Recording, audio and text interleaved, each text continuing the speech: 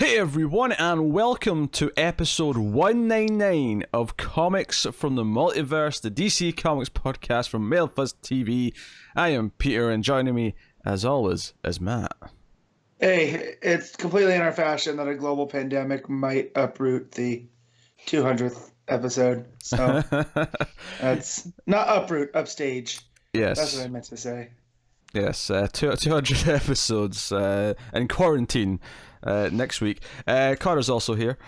Yeah, imagine just binging all of them while you're in quarantine. That's terrifying. Hey, it's a perfect time to do it, folks. Yeah. Don't do that. Don't binge them. Every so often, I'll get a message from someone either on Twitter or on a stream that says, "Oh, they've just discovered the podcast and they're reading from the start of Rebirth and they're listening to the podcast, like, as you know, in between each batch of issues."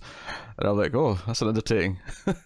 Yeah, well, I admire their tenacity because, as I know from catching up with Justice League Odyssey, I can't just read one. You know, if I have them all in front of me, I'm gonna read them. So. Yep. So yeah, DC Comics podcast coming up on this week's show. We will be talking about Robin, the 80th anniversary of Super Spectacular issue 1. We got Year of the Villain, Hell Arisen issue 4, Batman 91, Justice League 43, Aquaman 58, Jimmy Olsen number 9, DCeased, the Unkillables issue 2, Plunge issue 2, and the Low Woods issue 4. Plus, Connor's got a Patreon book that he's going to do this week, Undiscovered Country, issue whatever number it is, I never asked. So 5. It's 5. Well, there you go. Issue 5. So that's what's coming up on the week's show in terms of books. Obviously, we had a little bit of news to talk about and whatever. As for the current ongoings due to the world, the crisis on actual Earth, as I put it in the title of the last week's episode, you know, so not much changed just for the show as of yet. Obviously, if there's any chance in the coming weeks or months that Diamond might just not ship books, then we'll get really wacky on this show instead of doing the usual stuff. But at least for now, it's business as normal.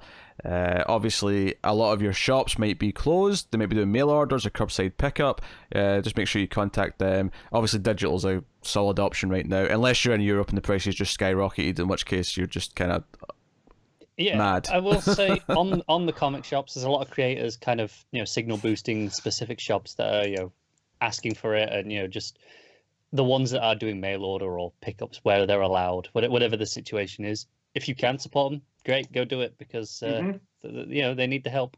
And likewise, if you are cutting back because you understandably maybe just lost your job or you're not getting paid right now, also let them know you're having to cancel. I'm sure they'll understand, but don't let them pull tons of books for you and then say you can't pay for them in you know, a month or whatever.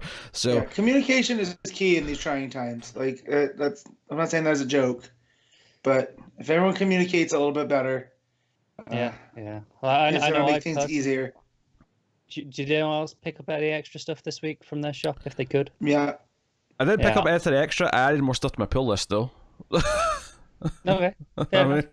My shop is forced to close because there's idiots in Vegas and they want to flaunt the rules. So on my way to pick up boxes before they close for who knows how long right now, I picked up the third trade of Gotham Central. So, nice. I grabbed a couple of things. I said to them, like, hey, you know, if you're still open next week when I come in, you know, for my books next week, I'll have been paid and I can, you know, grab some extra stuff.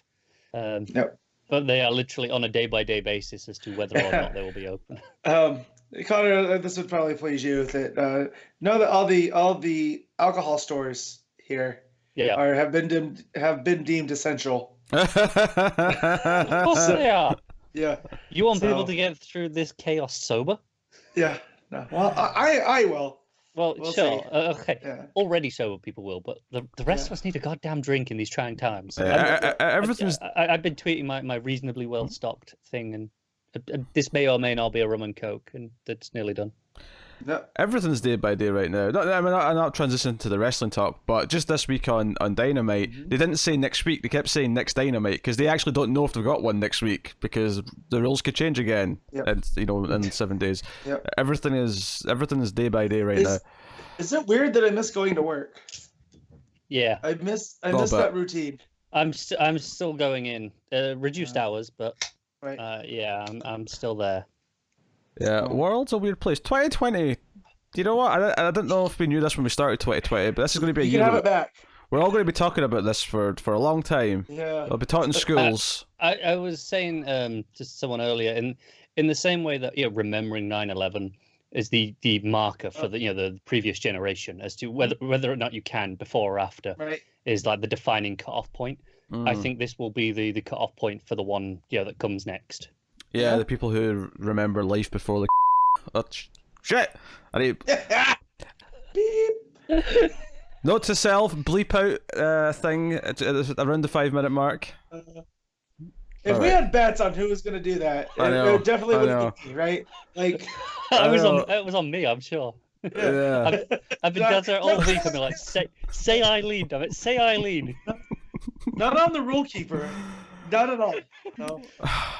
That's a bloop for the patrons. Yes, Yes, it is. Yes. Bleep at 5 minutes. I need to note that down. So yes, we got comics to talk about and get some news. I mean, the news isn't that exciting. Obviously, there's a lot of news of the shops closing and so on and so on. We can say that there's books definitely shipping next week because they always know kind of in advance. They always kind of know by Thursday if next week's books are coming out because that's when the process of shipping them out from FedEx or wherever starts to roll out. So we know there's definitely books coming next week. So we'll keep you updated week to week if we hear that there's cancellations or delays and things like that. But speaking of delays, although I don't know if these are anything to do with the current pandemic, these might just be. I don't think so. These may just be regular old-fashioned delays. Harley Quinn and the Birds of Prey issue 2 has been pushed back 4 weeks. Just okay. Yeah. Again. Not to be mistaken though with the Birds of Prey one shot from Azarel. This is the other book. Yeah, the other one. This is the Pagulayan and Connor one. That the first issue just came out, I think. A couple of weeks ago. Yeah, that sounds about right. Yeah. This is a bi-monthly book, so it's not like it's not slipping a full issue's worth. Well, now it's a tri-monthly book. Yeah, yeah, because exactly. It's maybe April 8th now. It's coming out on May 6th. So, yeah, we'll see. Issue 3 still planned for June 24th, but I mean, yeah, sure. We'll see how that shapes out. And then next up in delays, Legion of Superheroes issue 6 and 7 have both been pushed back. Cascading effect. Yeah, pretty much. So issue 6 is now estimated for April 29th.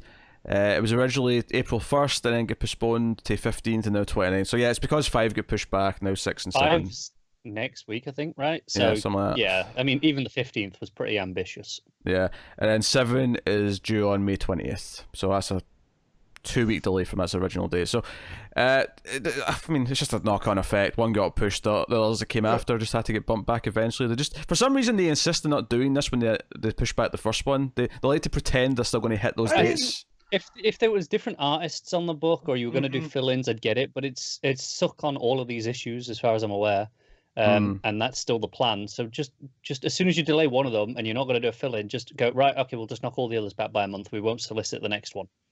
Yeah, that would be the smart thing to do. And then this is actually getting more ridiculous than Doomsday Clock now at this point. Doom Patrol: Weight of the Worlds finale, the issue that is wrapping up the series, issue 7, has been delayed for a 5th time.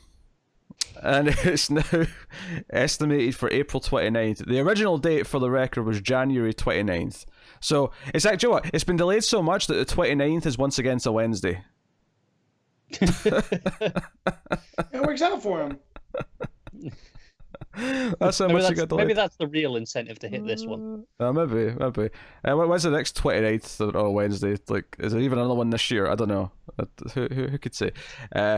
But that is the delays. That was for news, unless someone else had something that I missed. Just the next 29th is July on a Wednesday. But that's not that far, actually. No, it's not.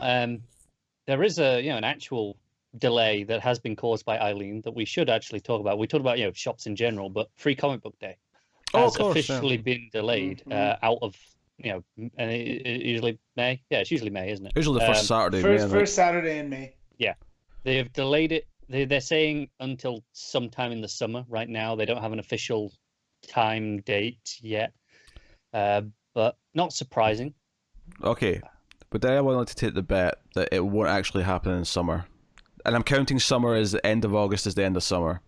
I'll take that bet. I don't believe it's going to happen before the end of August. No, probably not. It's I wonder what do they do with the books, like the ones that were supposed to be setting up the stories, especially. Do they just go screw it, send them out? I mean, for DC, like this could be a blessing in disguise because Generations has all been rewritten, so maybe Generation Zero not coming out is maybe a good thing for them. The first one having been retroactively cancelled to be resolicited. Yeah. Turns out this isn't delaying anything. Marvel, I assume theirs was setting up their Empire event. I don't know for sure, but I'm assuming that's what it was doing. Mm-hmm. I feel like they can't delay that entire event. Too many moving gears. So much going on with that book or books. There's so many things tying into it. They surely just have to just throw this issue out there and then come up with something else for the second free comic book day, as it were. Yeah, I guess that would be the plan. But not surprising. I mean, basically anything, any sort of gathering or promotion thing that was going to happen for May, June at this point. In fact, one other news thing we should talk about, and this is more of a movie thing, but it is related to DC, is apparently Warner Brothers are actually discussing seriously right now about releasing Wonder Woman 84 to VOD. Not a streaming service, this is to make this clear. This would be paying for rental, probably $20 or more dollars, and you'd rent the movie. Yeah, it's been treated differently by different companies. So Universal have been doing like $20 to rent, but Sony, who are putting out Bloodshot this coming week, you're just doing it to buy outright. They're not doing a rental straight away. And as I said to James, but no, you're stuck with Bloodshot. That's because no one wants Bloodshot though, so they're like, no, we just have to unload it. We just have to. I am sensing some fun drunk watches coming up in the very near future. Yeah. I mean, no, I asked my wife who enjoyed the first Wonder Woman. I said, so if Wonder Woman 84 came out tomorrow, how much would you let me spend on it? She goes, upwards of $30. So like, yeah, it could be that. I was talking about this in the group, but you have to remember these prices are designed with families and groups in mind. Right. So for one person versus a single cinema ticket, these are expensive in that regard. But they've got to price it accordingly for a family of four, like onward. The last Pixar film just got surprise dropped on VOD last night, as I think it was. Yep. And I don't know how much that one is. I assume it's in the same sort of price range, $20 ish. And you got to remember, a lot of people taking that will have been an adult and maybe 2 or 3 kids. So the ticket price probably works out not that much more, especially with kids. You want to buy them drinks and popcorn a lot of the time.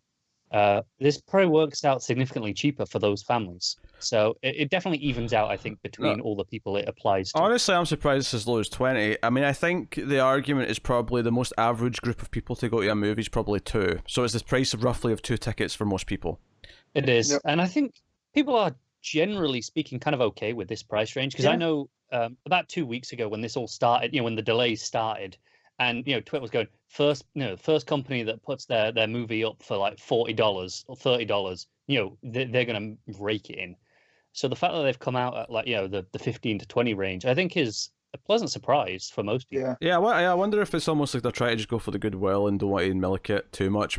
And it's a whole thing. Me and Tara actually recorded a thing last night just talking about this and like the future of movie making and releases because of this, and all this change things. If people get used to this and blah blah blah. But I think if this is going to go on, if this all these closures, all these delays, if this is going to happen for even to the end of summer, which is seeming quite likely at this point. At what point do these studios? Because Black Widow officially got delayed finally this week. Yep. They were being adamant about that one, weren't they? For a while, but it was clear it was never going to happen. And then they talk about Wonder Woman, and I'm like, you know what? If they put that out for $30, because I think the UK price for Invisible Man in that I think it's £16, right? It is, which is not bad. Yeah, I mean to put it in. I mean, don't get me wrong. I wish that was a purchase and not a rental because it's like the price of a new Blu-ray. But yeah, I would buy that for that price. Yeah, right? Like that's how much I enjoyed that movie. But I mean, a cinema ticket for me is about £9, right? So. And that's just how it is now. Like cinema tickets have ballooned over the last 10 years. I don't have any cheap options. For me, it depends on the cinema. Like my closest cinema actually dropped their prices last year. I'm sure I spoke about this before. So they're only £5 now for that cinema. But there are other ones that are 10 or 11. I mean, that cinema before they dropped it would have cost me £12 in peak time, £9 off peak, which was £12 for a single cinema ticket was a lot. Yeah, honestly, one of the most annoying things about my cinema is that the peak and off-peak prices are so close that I'm like, what's the point? Like, it's literally less than £1 of a difference between them. Yeah. Well, my theater just does is because it's all day, $8. They just on like times when it would get swamped, like let's say 6 o'clock. They don't put any times there, so the movies either start at 5:45 or 7. Like there's no movies that start in between that time. So I guess that's their version of peak. So because trying to go see The Invisible Man a couple weeks ago, those were the two times, and my wife doesn't get off from work until like 5, so it made it difficult. I didn't actually get to see The Invisible Man in the cinema because my cinema, that £5 one, is actually going through some renovations right now. They're retrofitting all the seats and stuff. So they have like half the theaters open. Exactly. So showtimes are a bit shit. And they had it in the IMAX screen because we have an IMAX at that cinema, but the IMAX is £10 versus £5, and I'm like, well, I don't want to see Invisible Man that much. See, here's the thing here in Vegas and the surrounding area, 90% of our theaters are hooked to a casino. So, like, even if they could remain open, they couldn't because of the casinos, right? And, like, now I'm contemplating if I'm going to buy a popcorn machine just to get the smell of popcorn. Because I miss it so much. Interesting times to see how they handle this, but I think this is the thing though, all these movies that were announced to begin with, there's like, okay, these are all the movies that came out just before all this happened, and it's like, okay, the runs have been cut short, so maybe it's kind of a weird sort of like 50-50 kind of split, but them talking about Wonder Woman, them talking about doing that movie day and date VOD is a big deal. Well, yeah, I'm surprised Disney... Go on. Well, I was going to say about Onward, I'm surprised they jumped so quick, and it's going to come on to Disney Plus, at least here in the States, so quick. I get the just put it out to buy or rent made sense because I mean it's not getting the rest of its theatrical run, so might as well. That's a good. That is definitely a goodwill move because the thing is that movies they're used to having this increased income of the theater release at the start of like a movie's life cycle, and then it's cheaper to rent or whatever digital later. Yeah, there's generally 3 stages for the movie. You got the theater, you got the home release, and then you have the streaming release later. And even with Disney Plus, that has been following that model already, from what I gather. Well, I mean, they jumped Frozen 2 up, so we watched that last week, and on Disney Plus. So yeah, I mean, it's not dumb, but at the same time, I understand. Like with Onward, I'm actually surprised they're doing it so quick. Yes, it's just a goodwill move because because basically that third stage is like, okay, we can make the most amount of money in this first period where people are willing to pay tickets, we can make a bit more during this quick rental phase, but then ultimately once it goes to streaming services like that, it's part of a library, it's a commodity and part of a library as opposed to something on its own that makes money. So them throwing it to that stage that quickly is them essentially agreeing to lose money to for the sake of here we're being good guys, here have some early stuff. And that's Disney in a nutshell right now, right? As big as they are, they're hemorrhaging money from the parks closures. Like all the parks across the globe are shut, and that's a pretty chunk of revenue. Then their movies. I mean, Disney Plus is like their go-to right now. It's their only ongoing income stream. Yeah, right. In terms of and so if they're going to keep releasing movies via that way, I'll still probably pay to watch it as soon as I can, right? Like Black Widow comes out, I'll shell out the $20. I'm a Marvel movie fan. Versus if you tell me... Connor's not doing that. No, I know he's not. I mean, I don't even know if I'll watch it when it gets to Disney Plus, frankly. Right. But I'm saying for my household... Yeah, sure. Right. I don't know if I'm just going to wait, the two extra weeks for it to come up for basically free, I've seen a lot of people pay the extra for Onward like last night. Just as a show of support, going, hey, we appreciate that you didn't have to do this, and sure, we've already got Disney Plus, and it'll be on there in 2 weeks. But we want to encourage this behavior, essentially. I get that part, right? I think that's a good message to put out there. I will say this though, I have a caveat with that, is that Disney's not the people you need to support. Disney are huge. They're not going to. They're going to be fine. Disney I said support the behavior, not support. I agree, but I'm adding this point on though. That Disney, these huge monolith companies that have more money than you will ever be able to comprehend, they don't really need to support right now. What needs to support is the small, like, sort of standalone theaters. It's the comic creators who go to Artist Alley at conventions, and all the conventions have stopped. It's independents that need support. The big, huge companies, they're going to be fine. Oh, yeah. Swinging it back to comics, though, I'm wondering, so, like, one of my favorite bands, the Wonder Years, their main guy that writes the majority of the songs announced, like, he's doing a lottery for fans of, I forget what the price of it, but he'll write you a custom song. He'll video chat with you. He'll write you a song. So I'm wondering if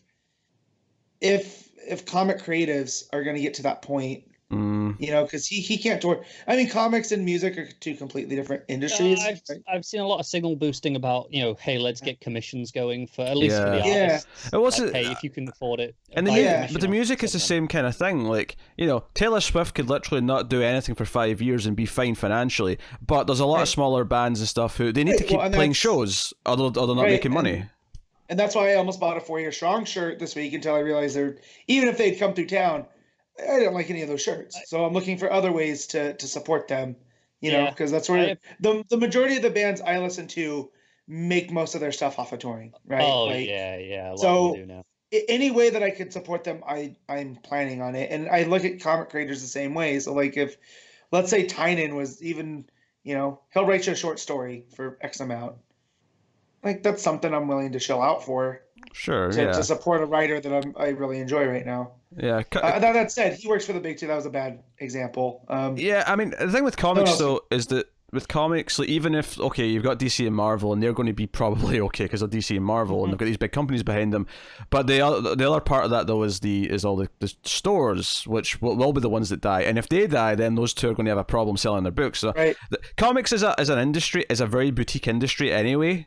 So yeah, I think as well, like Image put out a statement earlier in the week saying, hey, we're delaying a lot of things that we're considering like non-essential. We're outright canceling some stuff, and that really sucks for the creatives on those teams, because that's a lot of their income just gone like that. At least with DC and Marvel, if things get delayed, they still got paid for the page rate. It's done. Whereas when it comes to Image, it's a lot more self-financed and just kind of working for the profits. And if the books aren't coming out, tough shit. Yep. So now, interesting times ahead, and which will make this next segment more interesting as the months go on. Here, it's time for sales figures. No. For the month of February 2020. We have the top books. I'm using the Fuse list, of course, to combine the cardstock variants with the regular books, because we are more interested in the total than... I'm just going to drink my way through this shit. That's fine. So like I say, next month will be kind of interesting to see, if there's been any effect on any of this. And it may not even have an effect for another couple of months until, when the final cut-offs and all that are actually going to take place. Yeah. But it's only this week a lot of stores are saying that... for the final cut-off, this is where they're only ordering for subscribers and people with the pull list. They're not ordering anything for the shelf. There's no point in having shelf copies if no one can come in and look at the shelf. Exactly. Yeah. So it makes complete sense. It might actually mean that comics released over the next few months, the rest of this year even, may actually end up being more rare because they only printed the amount of copies for subscribers and there wasn't that extra. Especially for stuff, bigger stuff like Batman, where I assume there's tons of shelf copies for that ordered every month, but not for the next little while. So yeah. So what do you think number one book was in February? It's for February. Something from Marvel that I don't read. I think if I remember rightly, the top 7 are all Marvel. That is incorrect. I mean, okay, that might have been the unfused list. I think it was the unfused list, but number 1 is a Marvel number 1. They had a number 1 last month. Of course they did. That was a stupid question. I don't remember what it was. From a creative team. If it's a number 1, it's something big. From a creative team that we like. Now, admittedly, I don't think we ever had the team together at DC, but we did like both creators individually. Wolverine number 1 is the number 1 book. Yeah. This was an $8 book.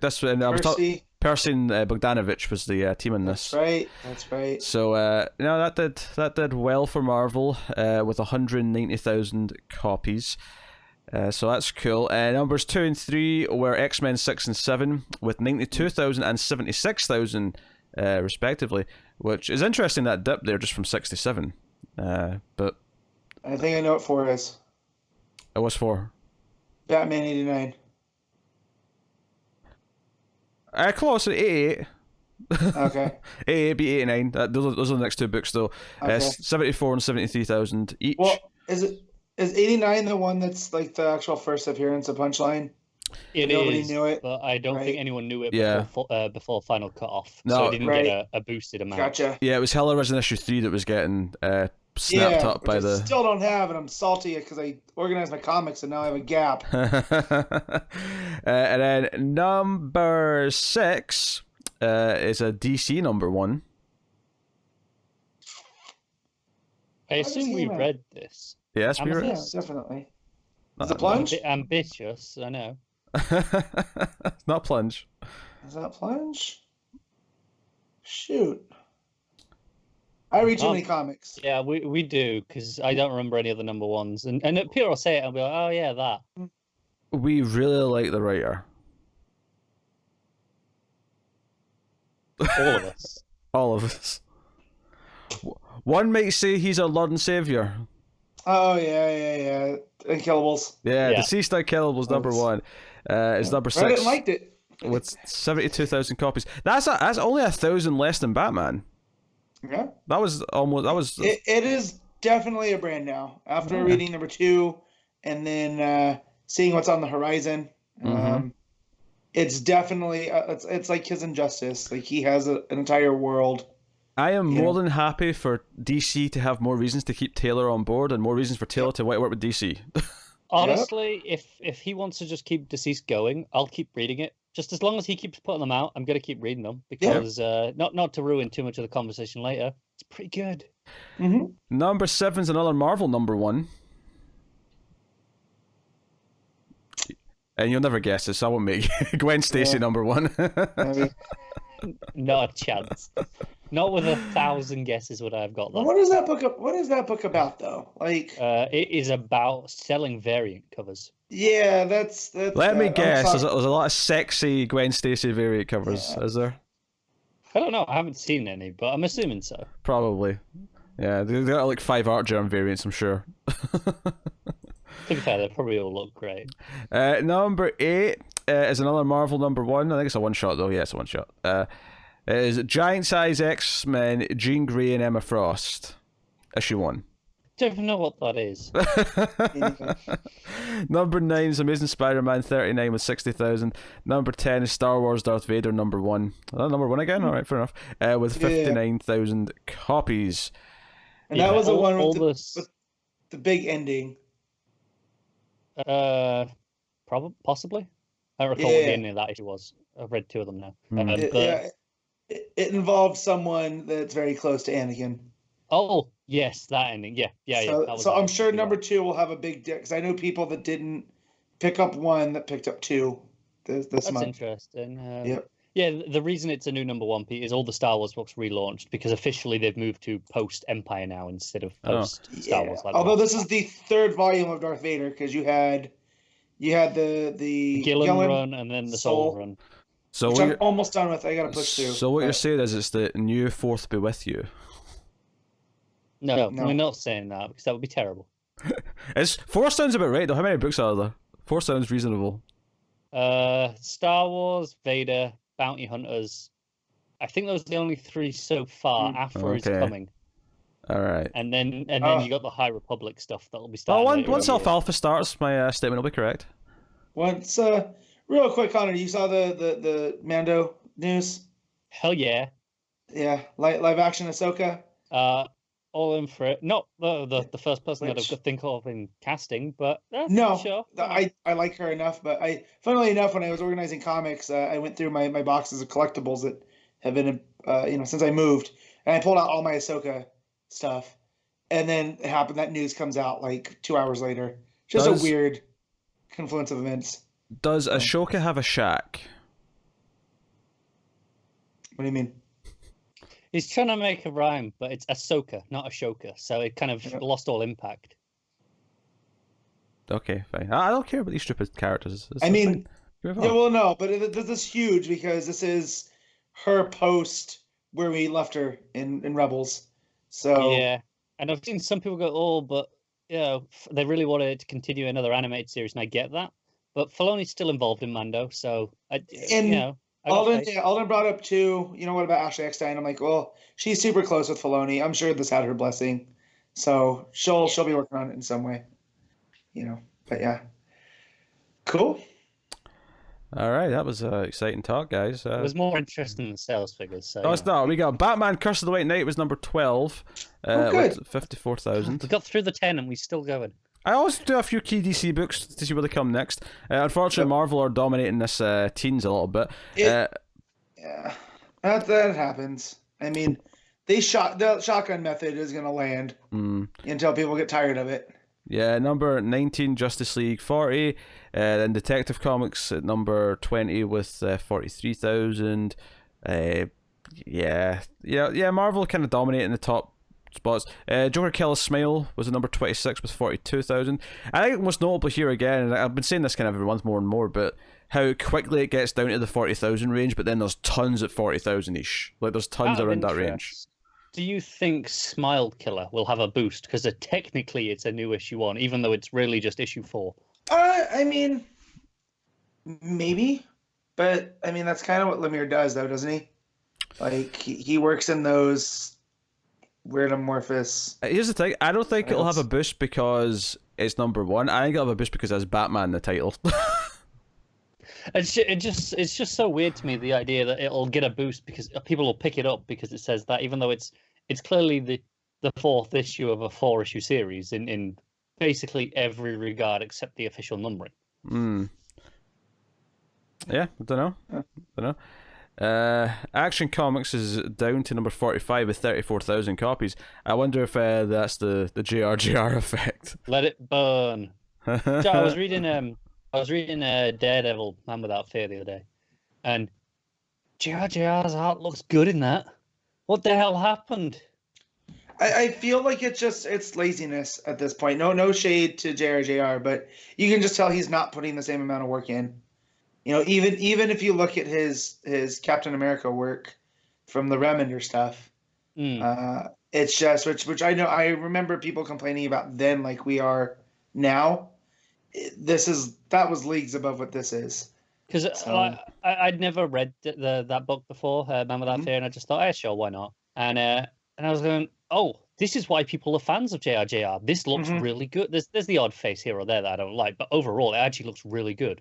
And then you compare it to his quote-unquote Grodd recently. And I'm just like, what happened? It's rough times. It's a good question. Best I can tell, looking down towards the bottom, the lowest sort of book that's from the main DC line is Metal Men with about 10,000 copies. That should be expected. No, but that's still selling more than most of the Sandman universe stuff. So just gives you a bit of perspective. Very niche audience for that. That is. Yeah. That is. Just gives you perspective where that is. Metal Men just beat Sonic the Hedgehog by about 40 copies. So. Okay. Is that on digital yet? The movie? That movie? No, not yet. No. They announced it was. I think it's like next week or something. They're bringing it forward. Are they bringing it forward? I didn't even know they announced that. Yeah, they're bringing it forward. I'll watch that. Give them the chance. Fair enough. I can watch it from the comfort of my couch. March 31st. Yeah, okay. I saw it, Matt. It's okay. Yeah, that's what I mean. Like, it's just fine. Like, but the opening with the Paramount logo has rings go around the mountain instead of the stars. That's cool. That's a nice touch. That's a nice touch. That's a good touch. It's a good touch. That's what it is. As someone who isn't a fan of Jim Carrey's usual shtick, how much will I hate this movie? He's the worst part of the movie, and as someone who liked Jim Carrey in the 90s, it feels like he's doing an impression of himself. It's weird. Oh God. So wait, did you see Kick-Ass 2? I did see Kick-Ass 2, yeah. Is it worse than that? Because he looked... That's why I didn't go to that movie. Oh, that's the reason. I don't remember his part well enough to say that if it was better or worse. Train wreck of a movie in its entirety that he is hard to be held responsible. Yeah, that's. I mean, you not remembering it is just as bad as it being completely lunacy.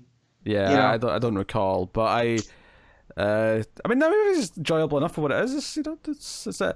I mean, there is a good DC Comics Easter egg. I'll say that much. Oh, that's fun. There's a DC Comics related Easter egg. People who saw it all know what I'm talking about. Cool. Okay. All right, so that'll wrap up sales figures and news and all that shenanigans, and we'll move on to actual books.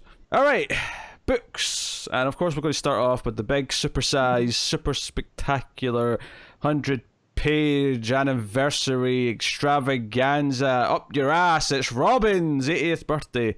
It actually is 100 pages this time. And it never stops. It just keeps going and going, and just like, is it done yet? Nope. You know, I was reading it. I said to you guys, I thought I was like nearly done, and then I looked at the page count, and I was at like 60, and I was like, oh dear God, it's still there.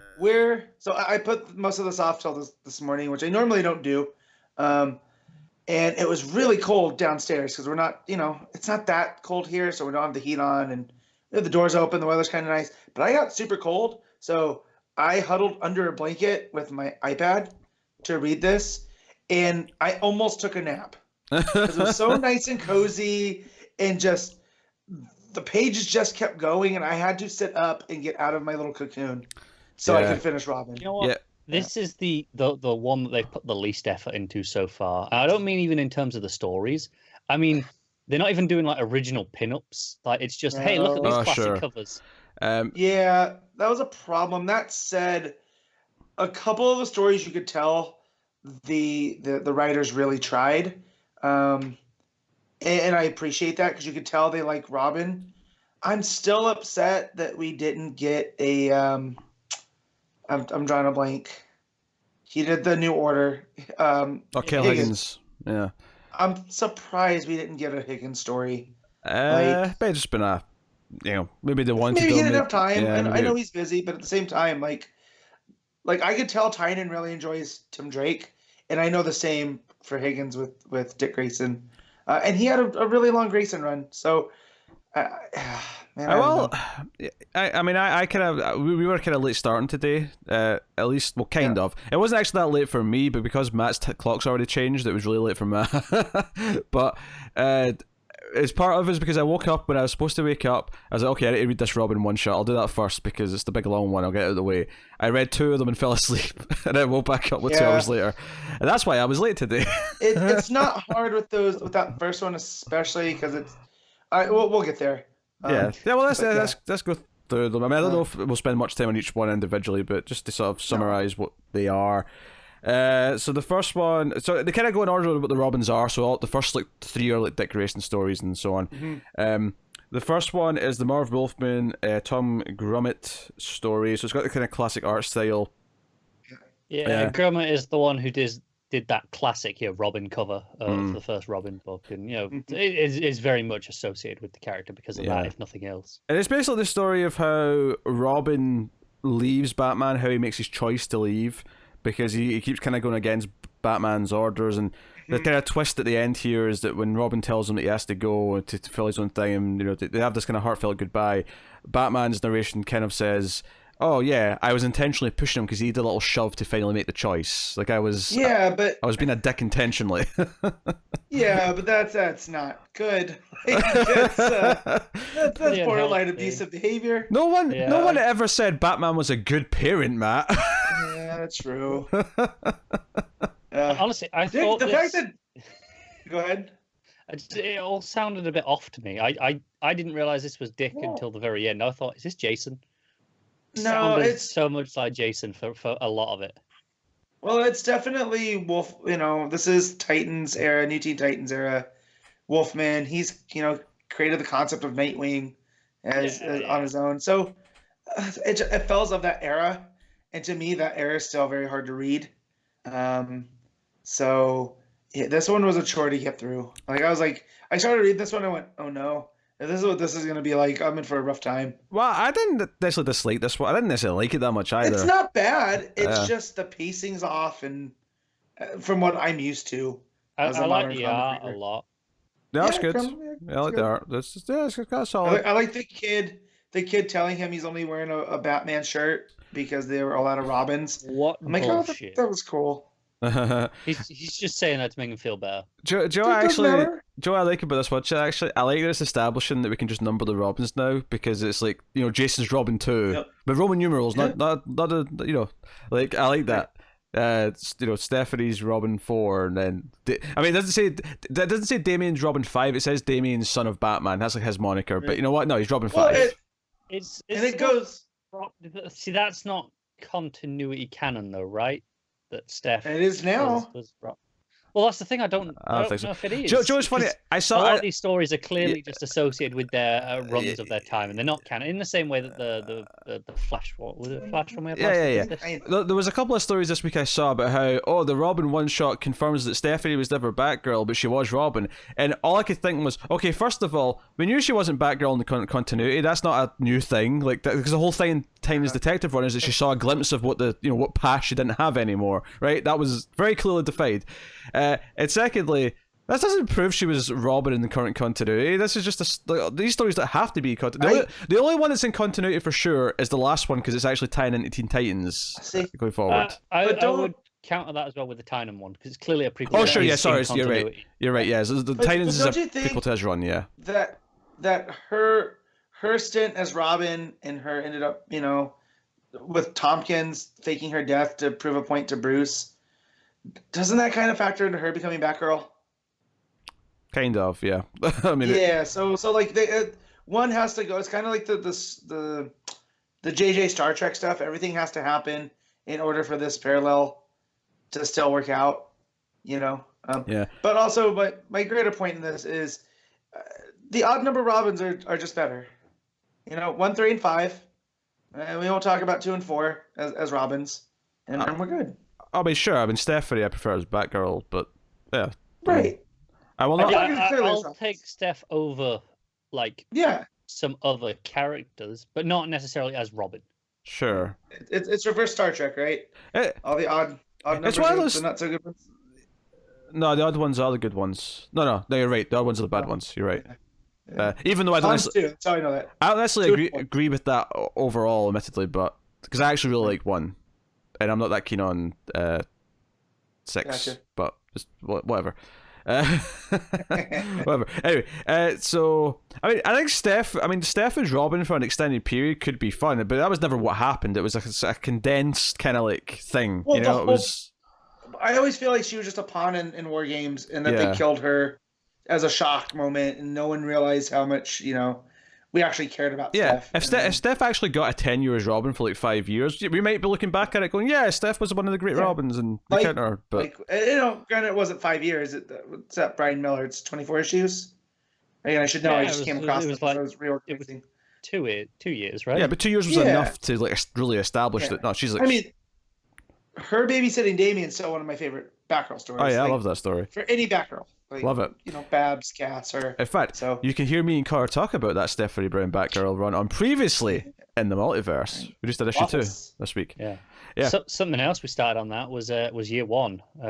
The Batman year 1 specifically. Yeah, I was going to say there's a few year 1s now. You have to specify. So I thought, if you just year 1, you probably don't need to establish which one. There's an assumption that unless you specify it's Batman, but then I thought I'll be clear. I have a lot of time on my hands right now, so I've never read Robin year 1. Oh, it's so good. Yeah, I should get that over. Have you ever read Batgirl year 1? No. Batgirl year 1's fantastic. Yeah. I love Batgirl year 1. And who wrote those? Chuck Dixon, which fair enough leads us on to our next story, which I really this was so reminiscent of Dixon era Nightwing for me. Yeah. The art, well, not my favorite style of art. It looks so 90s Nightwing that I was into it. I was like, yes. I really it felt oddly familiar. You really didn't like it, Connor? Is that what you're saying? The art, I'm just not a fan. Yeah. Here's my main problem with this story. I like how it basically, because 90s Nightwing was basically DC Spider-Man, man of the people, quippy, swinging around. So I like all that. At no point in the art did we indicate that the woman stuck in the taxi was pregnant, did we? It's not in the dialogue. No, it was meant to be a reveal though, because there's a moment where the woman, the nurse or whoever looks at it and goes, "Oh," and then it cuts to Nightwing. So it's the teases that there's a thing. Oh, I get where Matt's coming. The idea that she was 9 months pregnant is very, very unclear. Yeah. Like you can't just hide that. Yeah, because then when they go, "Oh, there's 3," I was like, "Wait, what?" Like, what's going on here? Honestly, I called she was pregnant. I thought that was the most obvious thing that it could be, because of the way the other character reacted to her. But we're talking about just in the art, looking at her, she does not look. Right. There is no way she looks 9 months pregnant. Hold on. I need to find the page where you actually see her. Hold on. Go back. So where'll I go? Do you even really see much of her? You only see the side of her face and like her shoulder. How is that one way or the other telling you that she's pregnant or not? Fair enough. I thought it was just, I don't know. I assume we saw more of her, and because Matt was bringing this up, I thought we saw more of her. No, I thought we did. And we didn't, and that's my point. So just based off of that reaction, the O could have been anything. She was in a car wreck, right? Yeah. The closest I ever left her. Yeah, but in that case, I don't get the complaint though, because it's like it could be anything, and then it reveals at the end, no, it's a happy thing. She was giving birth. I mean, yeah, but sure. I don't like it as a reveal. Yeah, I have no problem with that.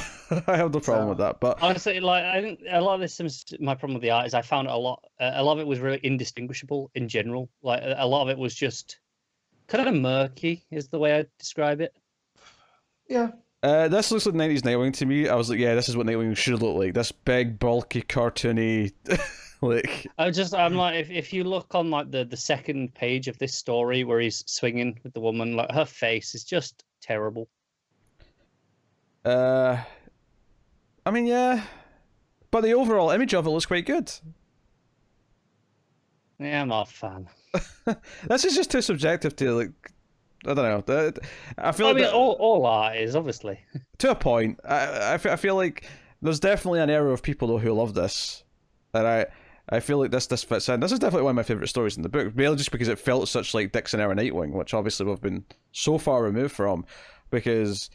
You know, like, because even just the costume, it's not that different from the Rebirth suit, and the Rebirth suit's definitely good, but I was like, oh yeah, this is the Nightwing suit I think of. When I think of Nightwing's costume, I think of this era of Nightwing.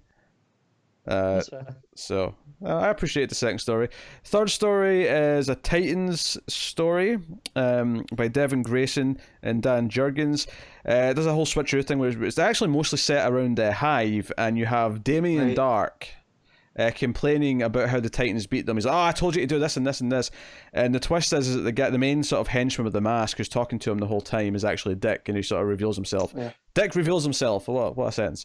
I also like the lessons and leadership aspect that went through here, you know, with the, you know, well, they were just more prepared. Like, they had swapped Troya and Tempest, and it's almost as if they knew it was coming. And it was just because, you know, as the leader of the Titans, Dick's just that good of a, you know, planner. And then you find out, oh no, how long he's been infiltrating Hive, you know, to get there. So yeah, no, it was fun. Yeah, I like the Jurgens layouts. It feels like, you know, like we talked about, that was the 90s. This feels of the early 2000s for sure. Yeah. Oh yeah. So, but yeah, the story is fine. Right? You know, there's nothing wrong with it, but there's nothing that I'm like, oh, I really like this either. It's just, it's fine. I could have easily swapped this for a Higgins story, you know? Yeah, I'm with you on that. I was never a big fan of Higgins' Nightwing stuff, so I don't really feel that way, but... It's because you're a terrible person. It is what it is. Honestly, yeah, this one's... I think the problem with this one-shot is that there's just not that one great story that says, no, this is why I had... Because I saw someone sharing that Tom Taylor Supergirl story from that Nuclear Winter special from a couple of years ago, and I was like, yeah, I remember that overall being really mediocre, but that one story made the entire thing worth reading. I don't know. I do like the Tynion story, and I do like... I like some of them. I mean, I've liked all three so far to some degree. Like, I've not disliked any of them yet. No, but I mean the standout. Like, I don't know. Maybe it's just it's the Tim Drake stuff, because I just associate him as Robin more, and that's my bias showing. You know. You know, I'm a big Tim Drake fan. Right. He's clearly the best Robin. Yeah. But even his stories in this, but I'm like, I mean, they're fine. They're all right. They're enjoyable enough. But I mean, I think it does belong. None of them are above and beyond. Yeah. Can we just skip the Grayson story because it's not really proper Robin stuff? Nah. I mean, it's a proper Dick Grayson story. Right. So if we ignore that, then we gotta ignore the Nightwing stuff, right? Because Nightwing's not Robin. Yeah. By the exact same logic. Just stupid spy nonsense. No, I like his finest work. Yeah. How dare you? How dare you? Yeah, Mr. Miracle. No, I like it. I mean, just for the shot of the Atlantean sitting on the walrus. It's definitely not Janet's best work. Because like after they fight the Atlanteans on the walrus, what's up with the fellow agent making that face? Is she talking to the walrus? Like, I mean, I think it's supposed to be she's out of breath, maybe. I don't know. That was another one that I was like, I don't know what this is. Is this you're looking at the panel where it's above it just says a short battle later? Yeah, she's out of breath, I think. She's out of breath. She's leaning on the walrus. She's exhausted from the fight. Gotcha. I don't know if she was making like baby sounds at the walrus because she likes animals or whatever. I wonder if that's just a problem in the. I don't know if that's a script or whoever made that sound effect as to being out of breath. Maybe that wasn't clear enough. Right. So, but I know I like this story because I like Grayson. And it's him passing again the leadership and what he's learned. How I like how each one he does the opposite of what Batman would have done, but then at the end the message is still the same: is just be yourself, and that's what he took away. Yeah, my critique with that story mechanic is not necessarily unique to this one. My critique is that there's two stories in this that kind of do the same thing with that idea of like I'm going against what Batman said. So you kind of have to speak to the editor of the issue overall who selected the stories. It's not so much. I mean, I think by its nature I prefer the second one because it's not a Grayson story. But it's not that one's necessarily better than the other. It's just because both of them are there. It's frustrating. I'm not upset that we got Grayson and dressed up in gorilla armor. And this felt very Grayson. What's our excuse to get him shirtless this issue? Right. It made me want to reread Grayson because that book is so much fun. Okay. Yeah. We got a proper Robin story next. Jason Todd's up. Robin 2. Well, you know what? I hate on Jason Todd a lot. In the last couple of weeks, though, there's been a couple of Jason Todd stuff that hit. And then I look at who wrote this one, and it's Judd Winnick, who, it's Judd Winnick and Tom Taylor, the two times I can stomach Jason Todd. Yeah. But I really like the story. The story, the meeting with the watch. Yeah, well, I'll explain what it is. Basically, it's Batman's birthday, and Jason's got him a gift, and it's his dad's watch that he's trying to make work again, but he's not quite sussed it out. Especially since you have to, for some reason it winds automatically if you're wearing it, but not if you're not. And he says, "No, I'll give it to you when it's properly finished." And this is kind of intercutting with like Jason Todd running around in like sort of more present day, and basically it's him in present day as an adult as Red 2 dropping off the watch, the gift for Batman. And it sort of ends with like the dual sort of him saying thanks. And happy birthday. Yeah. So no, this was honestly a surprisingly sweet story with Jason in it. I did not expect this to be as nice as this. And the Win art is pretty great. Yeah, I like the art. Shout out to the colors as well, especially when the fire's going on and Batman stood in front of the car with his flowing cape and the flame, all the orange glow. That looks fantastic. Yeah, it does that thing where the flashback stuff is all sort of blue tinged. All the stuff in present day is all fiery and red and oranges and all that. So it's really clear what you're doing as you're going through it. It flows really well. Pacing's really good. So I can't believe I'm saying it, but this might be one of the better stories so far. I think it's probably the best one so far. Yeah. So that is that. And then we have... So there's only one Jason-specific story, then we're on to Tim. He gets a couple. The first one is a story of him with his school counsellor, and his counsellor's saying that he needs to do more stuff if he wants to get into law enforcement. I don't necessarily believe that law enforcement looks for a lot of extracurricular activities, but that's what the counsellor's telling him. Yeah. Well, especially, I mean, had he said criminal justice instead of law enforcement... Sure. Yeah, I could see that. But I do like the counter here is like, oh no, he does do a lot of extracurriculars, but he can't list them because he's Robin. And this is my favorite Tim Drake suit. So like to see this again, it felt nice. You know, it's distinct. I like the lack of gray or green. Say what? In it. Yeah. The lack of green because I think we can all agree now that we like the lack of brown. Yes. I am so glad I have not had the misfortune of really reading that terrible suit. But honestly, I'm not a huge fan of the art overall in this story. It's okay. Yeah, it's not really my cup of tea, though. Yeah, no, I kind of agree with that, especially the stuff where he's as Robin. I don't know if it's a different artist, if it's just a different style for. He looks really bulky as Robin, doesn't he? Yeah. Yeah, I wasn't super into especially on that last page in the third panel on the top. He looks. I was saying the page before that where he's crashing through the window. If you look at like his legs, it's all over. Dude, he doesn't miss leg day. Whatsoever. Yeah. So that was Adam Beechin writing with Freddie Williams II. The credits page is at the end. Basically, obviously, when it comes to these big anthology books, I don't write down all the creators because it would be a huge list. And what's the point? I mean, it's also they've started to add a table of contents at the front. Yeah. Which is good. Tells you where they are. Which is good. Yeah. So then we have The Boy Wonders, which is Tynion's story with Javier Fernandez on the art. And this is just a prequel to his detective run where Robin's struggling with the decision if he wants to go off to school or do what Batman wants him to do. So he goes to each of the other Robins and asks for advice. And you have Dick tell him, trust yourself, you're good at this. And then Damien's like, don't trust yourself, Drake, you're an idiot. Right. So this is what I was expecting more of Robin as a whole. As much as it's about Tim Drake, it's also Tynion giving the other Robins, how they work in relation with each other. Yeah, if you had to boil this issue down to one story, I think this is the quintessential one, even though it's probably not necessarily the best one.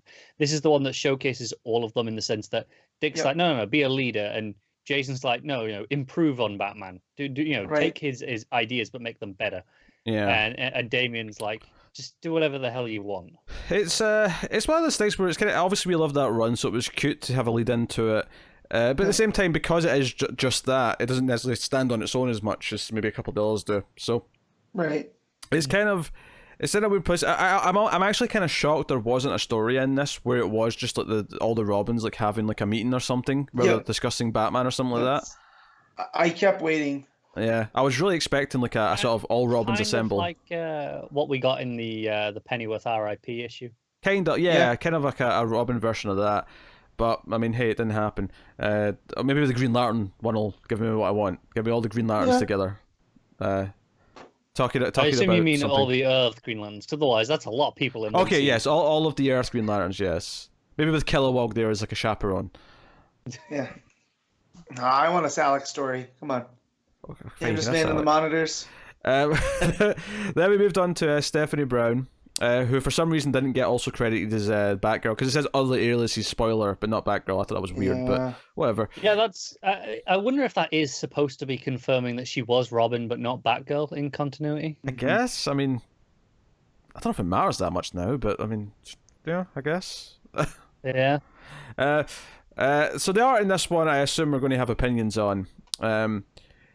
The weird thing is I actually do think the ultra round face on Stephanie sometimes works for the style it's going for, but I almost always hate Batman's head. I like Firefly. I think Firefly looks great. Sure. Because that's what Firefly normally looks like. Exactly. Right? Yeah.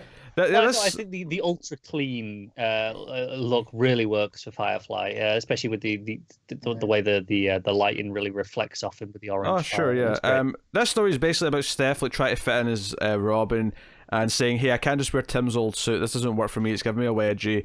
So Batman, eventually gives her her own dressing room, and he scans her for the own costume and all the rest of it. And she's kind of being Steph and goofing up, and like you think she's trapped, she's tied to a train track, which was more of a comical throwback to the old damsel in distress than being tied to a train track. But she gets herself out of it, of course, and so it's like, yeah, maybe she's got a shot as Robin.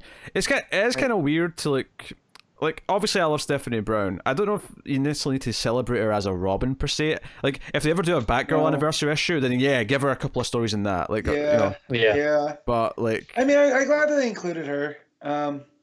I like the tone of the story. I did not like the art whatsoever. It's kind of weird almost that we got a Stephanie Brown one, but then not like a Carrie Kelly story, right? Yeah, Right, yeah. I feel like right. Carrie Kelly's brought up more when it comes to Batgirl.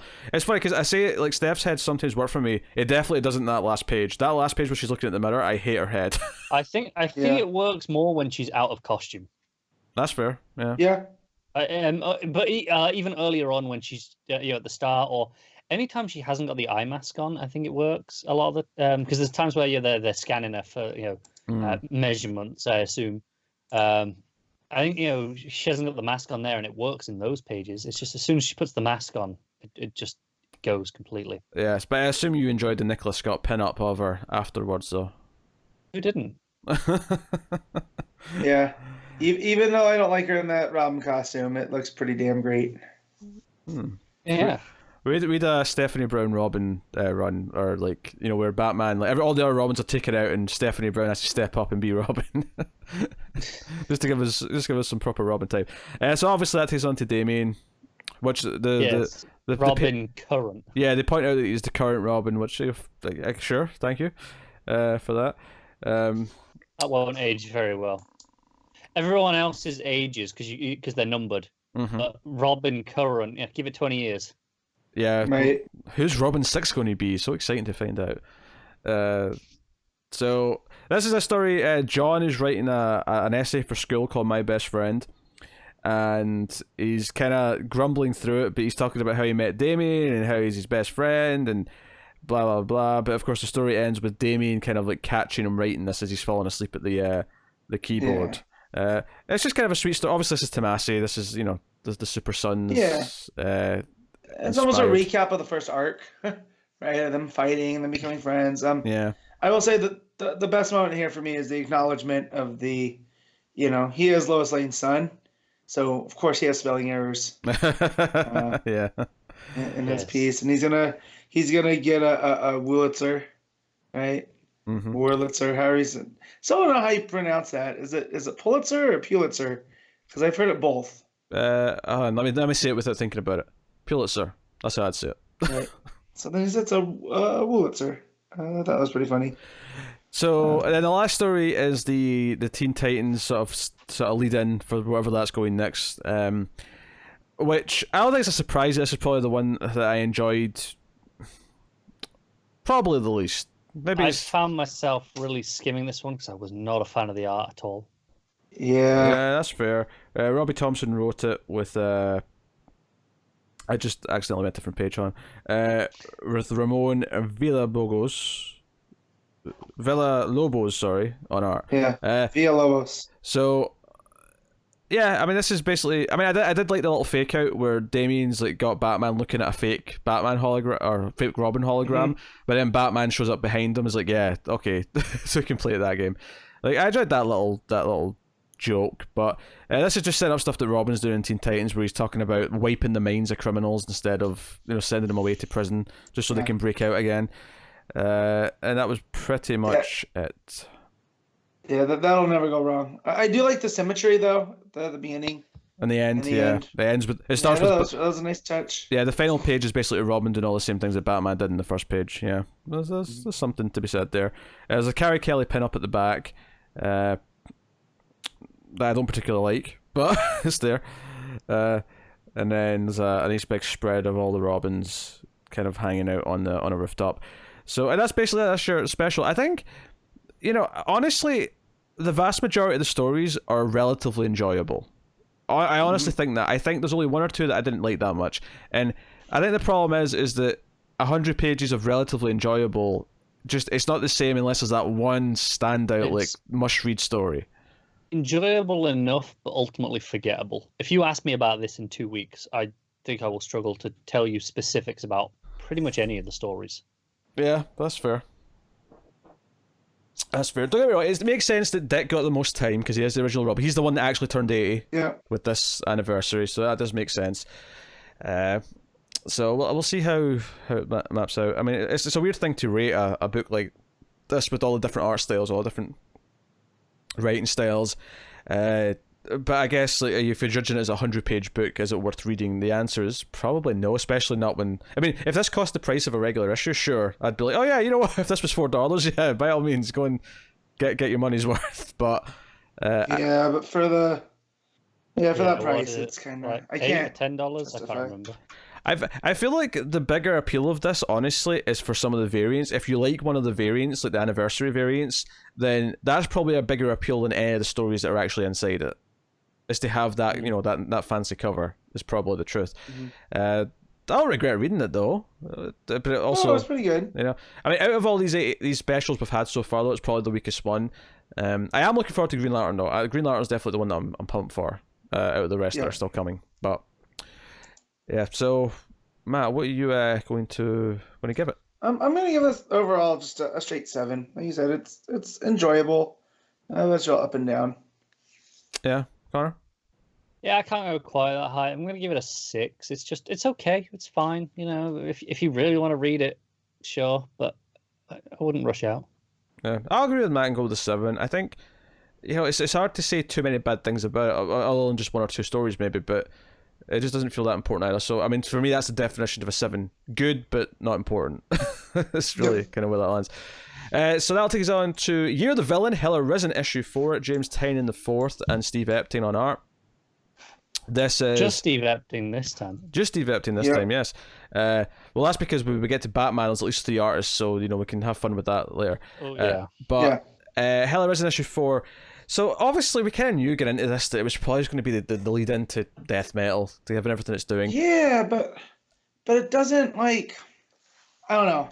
As someone that got real excited for the last one, where we saw the team come together, and then that's it.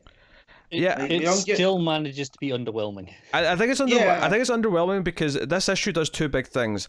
It fixes all the heroes that were infected in a very kind of quick way, and then it very quickly puts Lex back to normal and has Batman Who Laughs team up with Perpetua. And now Perpetua's get rid of Lex, she doesn't want him anymore because Batman Who Laughs is like, no, I actually can do this. I can help you, you know, dominate in a way that Lex couldn't. Right, because he wants to bring I like how he couldn't resist making the noise of annoyance, even though that made it worse. Yeah. Anyways, we all know that he wants to bring the Dark Multiverse up front, right? So I don't think Perpetua cares about which multiverse it is, which, you know, which is fine. But yeah, like underwhelming to say the least, just because I was looking forward to, or even maybe the Dark Multiverse stuff in Death Metal. I was hoping that all those, you know, Dark Multiverse specials we read would pay off a little bit here, right? We'd get some of those characters, or maybe in Death Metal, maybe they're going to pop up. Yeah. Then I mean, it very well possibly could, because the reason why Batman Who Laughs kind of convinces her is that he knows a little about what happened to the Justice League, that they've all went off into some sort of weird, you know, portal.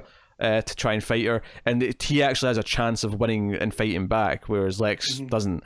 So that is basically the point that we kind of end on. I really like how Epting draws Perpetua, with the way like that's fair. Her dress / body kind of just becomes the universe. Everything, yeah. She seems otherworldly, like she is not of this existence. Yeah. So that's cool. The biggest condemnation I have for this book as a whole, this 4-issue series, is that I honestly feel like we could have just not infected anyone, right? And just had a one-shot explaining how Batman Who Laughs convinces Perpetua that he's the man for the job, because that last page, like, I know what they want from that. The image of Perpetua laughing with the Batman Who Laughs, like now she's laughing like she's a Joker. Like, I get what they're going for there, where they want this, like, oh, that's chilling because like now she's like aligned with the darkest possible threat.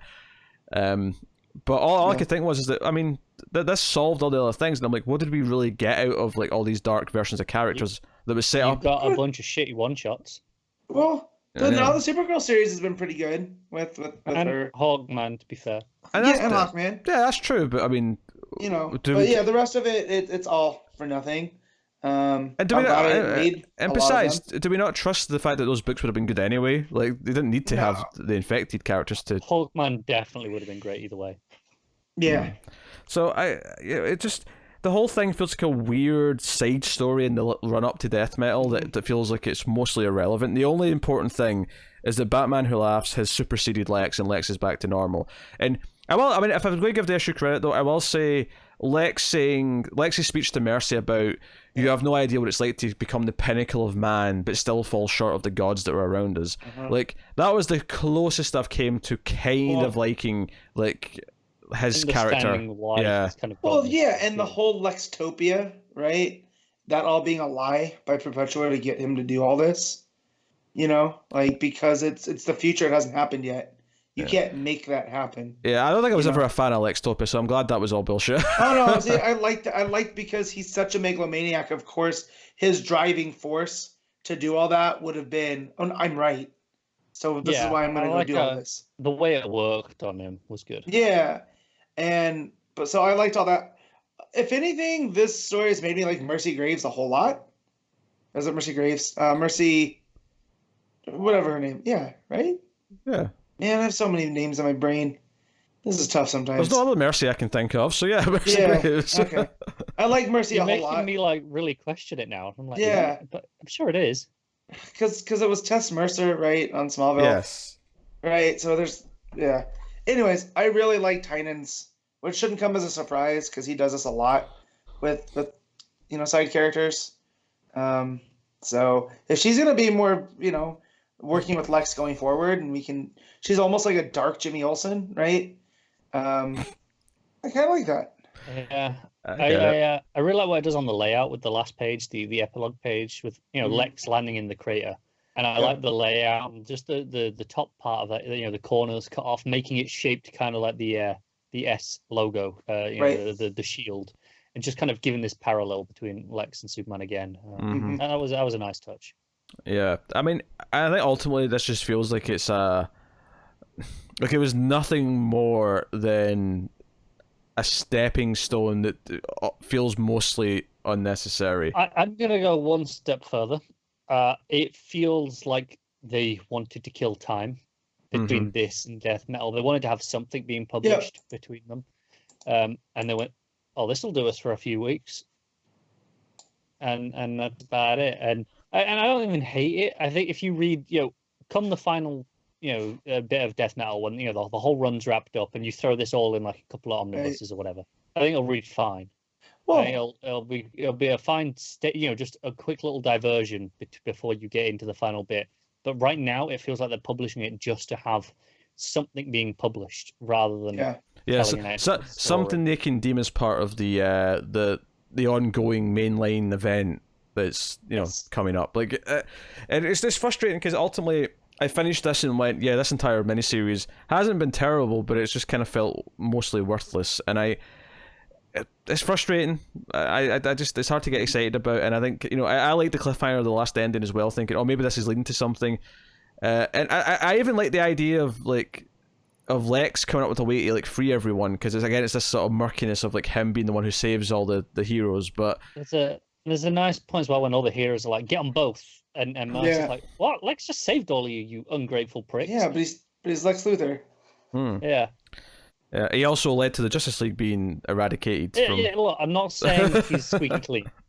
I'm just saying, in the moment, focus on maybe the Batman Who Laughs. Priorities. Yes. Yeah. So, yeah, it's again, it's a fine read for the most part. It's really frustrating because I think the only reason it's as fine as it is really is the fact that you have a really good team working on it between Tynion and Epting. I think I can see this in lesser hands being borderline unreadable.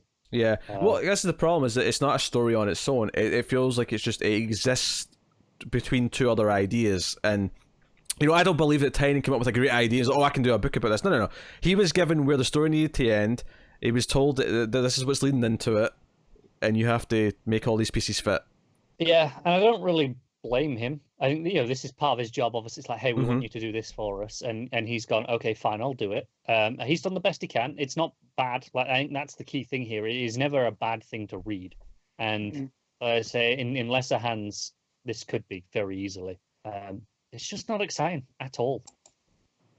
Yeah. Oh well, I thought that sums it up basically. Matt, what do you give it? I'm gonna give this a 7. Connor? It's another 6 for me. Yeah, I'm going to say with Connor on this one. I'll go with 6 All right. out of 10. Yeah, I can't be too enthusiastic about it, even though there's a couple of moments that I kind of like. For the most part, I just felt like, okay, that was a miniseries, I guess. So, we'll move on then to Justice League 43. Oh, sorry, no, we won't. Batman. We're moving on to Batman. There you go. My eyes skipped a line. Batman 91. James Tynion the Fourth, Rafael Albuquerque, Jorge Jimenez, and Carlo Pagulayan on the art. Oof. I know. And I like all of those. Yes, but all three of them in one issue is a bit of a cluster. Which is a shame, because I actually think, I think with the last issue, the last 2 issues, Batman by Tynion is starting to kind of hit its stride, and I think this issue, story-wise, is mostly continuing that trend for me. Yeah, and it's frustrating because I think all of the artists individually I like, and there are pages here that I think look fantastic. Oh, sure, but yeah. just as a collective whole entity single issue, it's a bit all over. I kind of liked it because the opening scene is Joker like tormenting this bartender, and he's essentially giving his version of the events that we got last issue of the 4 villains, or 4 villains going to the weird house. Bat rogues. I was just trying to remember if it was 4 including Joker or 4 plus Joker, but that was 4 including Joker. 4 including. Yeah. And count Catwoman as a villain. Well, yeah, but I mean, at the time she was, and the context she was. I know. I'm just picking it apart now. Right, but his version, he's like, okay, so Penguin wanted to do this, so he gave him these methods to do it. Catwoman wanted to do this. Riddler wanted to do this, and I was worried for a second as I was reading this that he was going to just tell us, and because I liked how kind of ambiguous and like evil it was, and I liked that even though Joker does technically tell us, it's still just as ambiguous because he doesn't actually explain it. He just says, the designer was the devil, and he was going to control everything, and the Joker simply, he interprets this as, no, I said I want to be the devil, and then killed him. I think this works because the previous plans didn't necessarily involve making them better. It involved Penguin wanted to be the king, mayor. Right? Yeah. So the phrase was he wanted to be the king. So then we will basically we'll give him the money to take down all the other nations' rulers and install ones who'll be loyal to him. So it's not actually making him better. It's just taking down the competition. And it was the same. Catwoman wants to be rich. Well, let's just take. She wanted to be the richest person. Well, let's just take everyone else's wealth down and give some of that to you. So I think that's why the Joker's always say, okay, I want to be the devil. Well, the only way to do that then, clearly by the established pattern, is remove the previous devil. Exactly, yeah. It's the idea that Joker was a threat to designer himself, and that's why he freaked out. But I like the idea that we don't really know what was said exactly. We don't know what scared him so much, and I like that to stay a mystery. The idea of like whatever Joker actually said that that made him react that harshly. I can see it being a beat later in the story. Maybe, and that could be I could see it being towards the end of the story, kind of having that reveal. That could play well. But if we never know, I'm okay with that as well. Yeah. Yep. So Batman's chasing Deathstroke. Harley's pissed because they take away her drone control because she's wasting too much money. And Batman's got his bat wing, or it's not even the bat wing, is it? It's just the thing that transforms. I'm sure. Yeah. And he's fighting with Deathstroke. And that page of the bat wing above Deathstroke, that full page spread, gorgeous. Pretty good. Absolutely. All right. So I asked this on Twitter. I don't know if you guys voted. Which Deathstroke costume do you prefer? Do you like it when it's more of a helmet on him, or do you like it when it's the bandana like scarf tied? I voted for helmet, but I'm okay with both. I don't hate. I'm okay with both. But when you think Deathstroke, do you think helmet or the tied up bandana?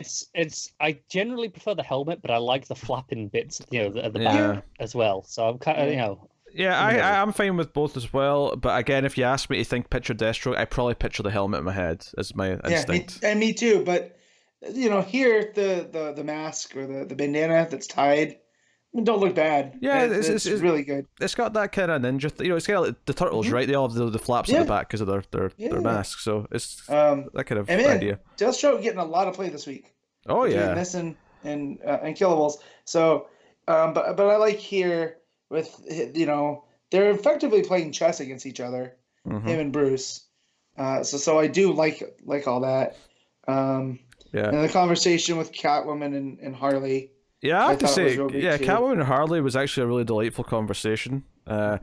You know, a lot of stuff with her joking about what she really is. Oh, I think you're a librarian. Like, why librarian? I don't know. The web just says librarian. Don't ask. I don't know. It's something that was really funny. But all of the assassins got out. The designer shows up on the screen. Is like, aha, you know, Riddler's infected them all. They're all doing whatever. Well, Batman's fighting Deathstroke, and I love this standoff where they're on the Batwing. And Deathstroke's basically sort of calling his bluff. He's like, you're not going to like throw us off this. You're not going to kill me. You're going to chance that. And Batman's like, yeah, we'll see. So they end up actually going down. In fact, probably the other amazing page in this issue is that full page of them falling through the sky. I love the bit just before as well where Batman's like, you know who I am. You know how this started. You know, don't push me on this. You know what I'll do. And this actually really feels like a follow up to the Deathstroke Batman relationship we had in Priest's Batman, Deathstroke the same way. Yeah, there's that full page spread. The one detail I want to add is just the green light from the bottom. I just think it really gorgeous, it makes it pop, and just it's such a great way. So you got Catwoman and Harley fighting and running and all the rest of it. And again, even the humor there where they're jumping out the building and jumping out the window, I should say, and Harley's like, "Hey, is this one of those situations where you've got like the plane or it was the super cool hover car?" Yeah. And I laughed because me and you, Pete, on previously not long ago read an issue with Joker jumping out into a little hover car thing that involved Catwoman as well, and it really made me think of just that specific thing. Yeah, in the land. So there's a bit more comedy, and Catwoman's like, yeah, I'm going to steal the thing first. The thing that the designer's going to steal because I gave him the idea to steal it, I'm going to steal it first. So that's kind of where we leave off Catwoman. We go back to the Deathstroke and Batman fight, which again just looks gorgeous. Deathstroke pops up on the screen in the street. Designer. Yeah, sorry, designer, sorry. It's because of the D, damn it. It is. And again, I love that bit when they're falling. Deathstroke's like, look, come on. Look, we both know you're not going to kill us, so just get your grappling gun from under your cape and save us. No, I like that too. They send a bunch of Riddler-controlled baddies after them, and we see Riddler, who's got a new get-up with Designer. So it makes sense to me that Riddler's the one who would still want to stay with Designer because of the whole mastermind approach. So we see Riddler in a very Batman Forever-esque, onesie. Very much. It's got to beat whatever March was drawing recently. Oh yeah, right. For sure. And he's got to have him, Riddler wanted to be the wise one, and he wanted a labyrinth. So now they just dropped, Deathstroke and Batman. Also, Designer decided that he's not going to pay Deathstroke, so he's expendable. Right. So now he's going to team up in the labyrinth of Riddler's making. Yeah. So I love how the story is unfolding. Yeah, me too. I think there's a lot of moving parts, and it made the first couple issues a little bit harder to get into because it felt like there was so much going on. But honestly, it feels that the last couple have really started to pay it all off, where it feels like, oh no, everything's moving now. I understand like kind of the main gist of what's going on. It's kind of coming together in a really nice way. So, weird. This is the weird thing, is that almost every page looks great. Yep. Yeah. It doesn't have a flow though.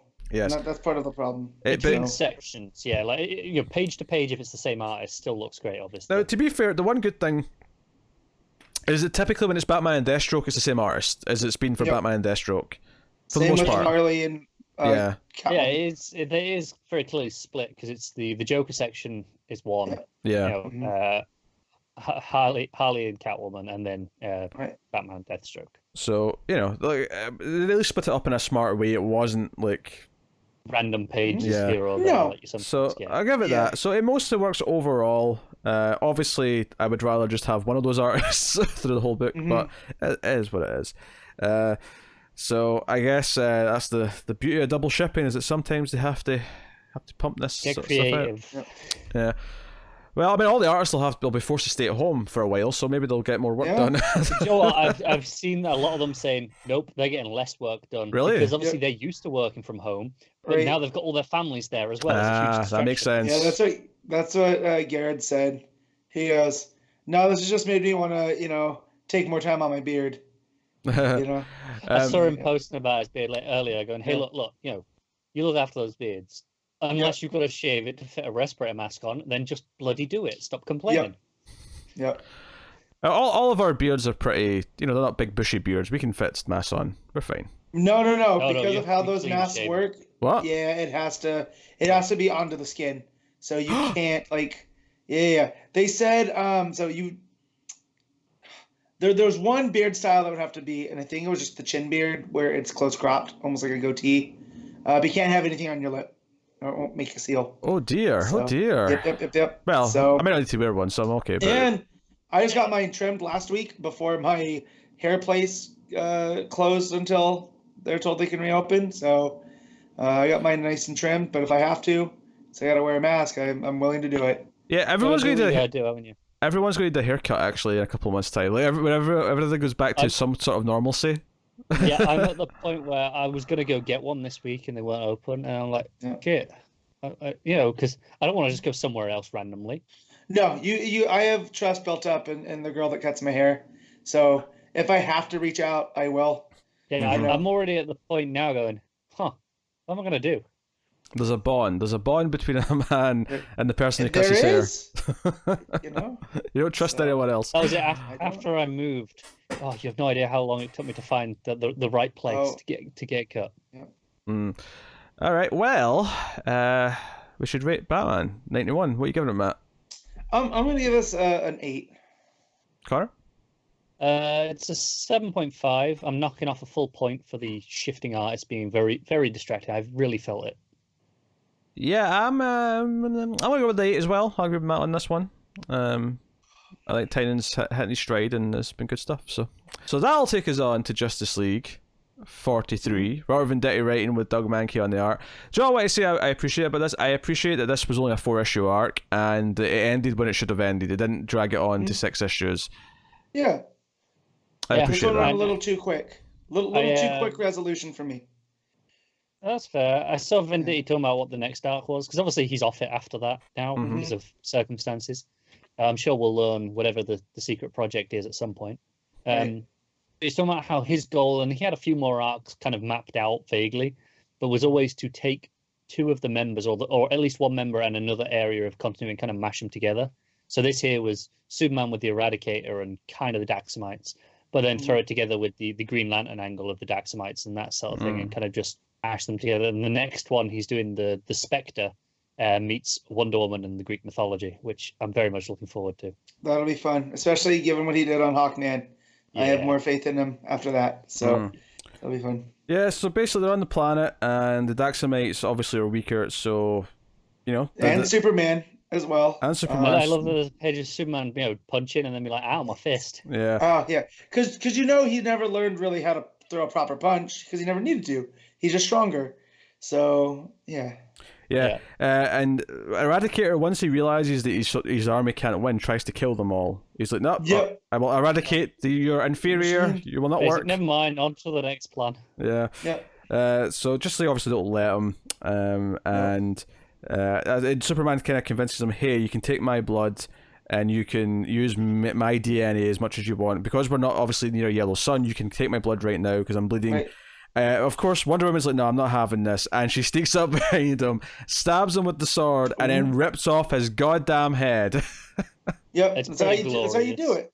I do like Superman's reasoning, though, is because, him, he wants to be known as yes, he's Kal-El from Krypton, but he's also Clark Kent of Earth, in that he wants to honor Krypton, and he can do Krypton's legacy through the Eradicator, but, it's always going to be a struggle for him. And I did like Venditti touching on that, however briefly it was. I mean, this page was fist pumping. I think this arc has been a fun romp, and I think it's kind of stayed true to what it is throughout, and I'll give that credit. I was kind of down in the first issue for feeling a little bit kind of random, but for the most part, the story has been fun. I mean, a bit forgettable, sure. I know this is, I don't really remember this in the future. Maybe I saw him yacht at the beginning and the end. That was cool. Yeah. It's going to be a 7-issue trade, I think, by the time it's finished. And there's 3 more after this. That's going to be a really nice trade, just some light reading. They could just call it Justice League by Robert Venditti. There you go, the whole thing, all of it. Collection. The complete collection, all 7 issues. And then, Batman tries to recruit Xanadu for Justice League, and she's like, nope. But I'm beyond your mortal plans there, Bats. So, yeah. But then she's like, oh, stuff's coming, though. There's stuff coming your way, so just tease these monsters on the list next. There was a really weird bit in this page for me that really bothered me. I don't know if it did anyone else, but she's like, hey, I'll give you a reading quickly, free of charge, as a favor. And he pulls up the card and he goes, Judgment. And she goes, oh, you know your stuff. I'm like, it says judgment on the card. Yeah. I can see it. It's right there. I can see it on the art. Like, what? That's those keen. I mean, they call him the world's greatest detective for a reason. He's got the skills to notice these things. All right, I'm gonna look this up in tarot. What it's supposed to mean. Yeah, maybe he knows what it means. But that wasn't the implication. Her was like, she was just impressed he knew what the card was, and I'm like, do you not think Batman can read or something? Is that how low you think of him? She is super old, and she is talking down to a young person. Yeah, maybe she remembers the time when almost no one learned to read, so she's not used to the idea that everyone learns. Yeah, maybe. I don't know. It really stuck out to me. Also, here's how tarot works, right? It depends on how they it's up. How it's given to them. If it's up or down. Up or down, doesn't it? Yeah. So which one was it that it was given to him? It was I assume up, because he lifted it, and it's still it would be upside down unless you show him rotate it, and you didn't see that. Yeah. So.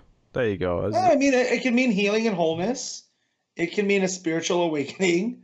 This is my problem with this type of stuff, because it's all, Also, general meaning is you might be, judging someone too harshly, which that's like Batman's bread and butter.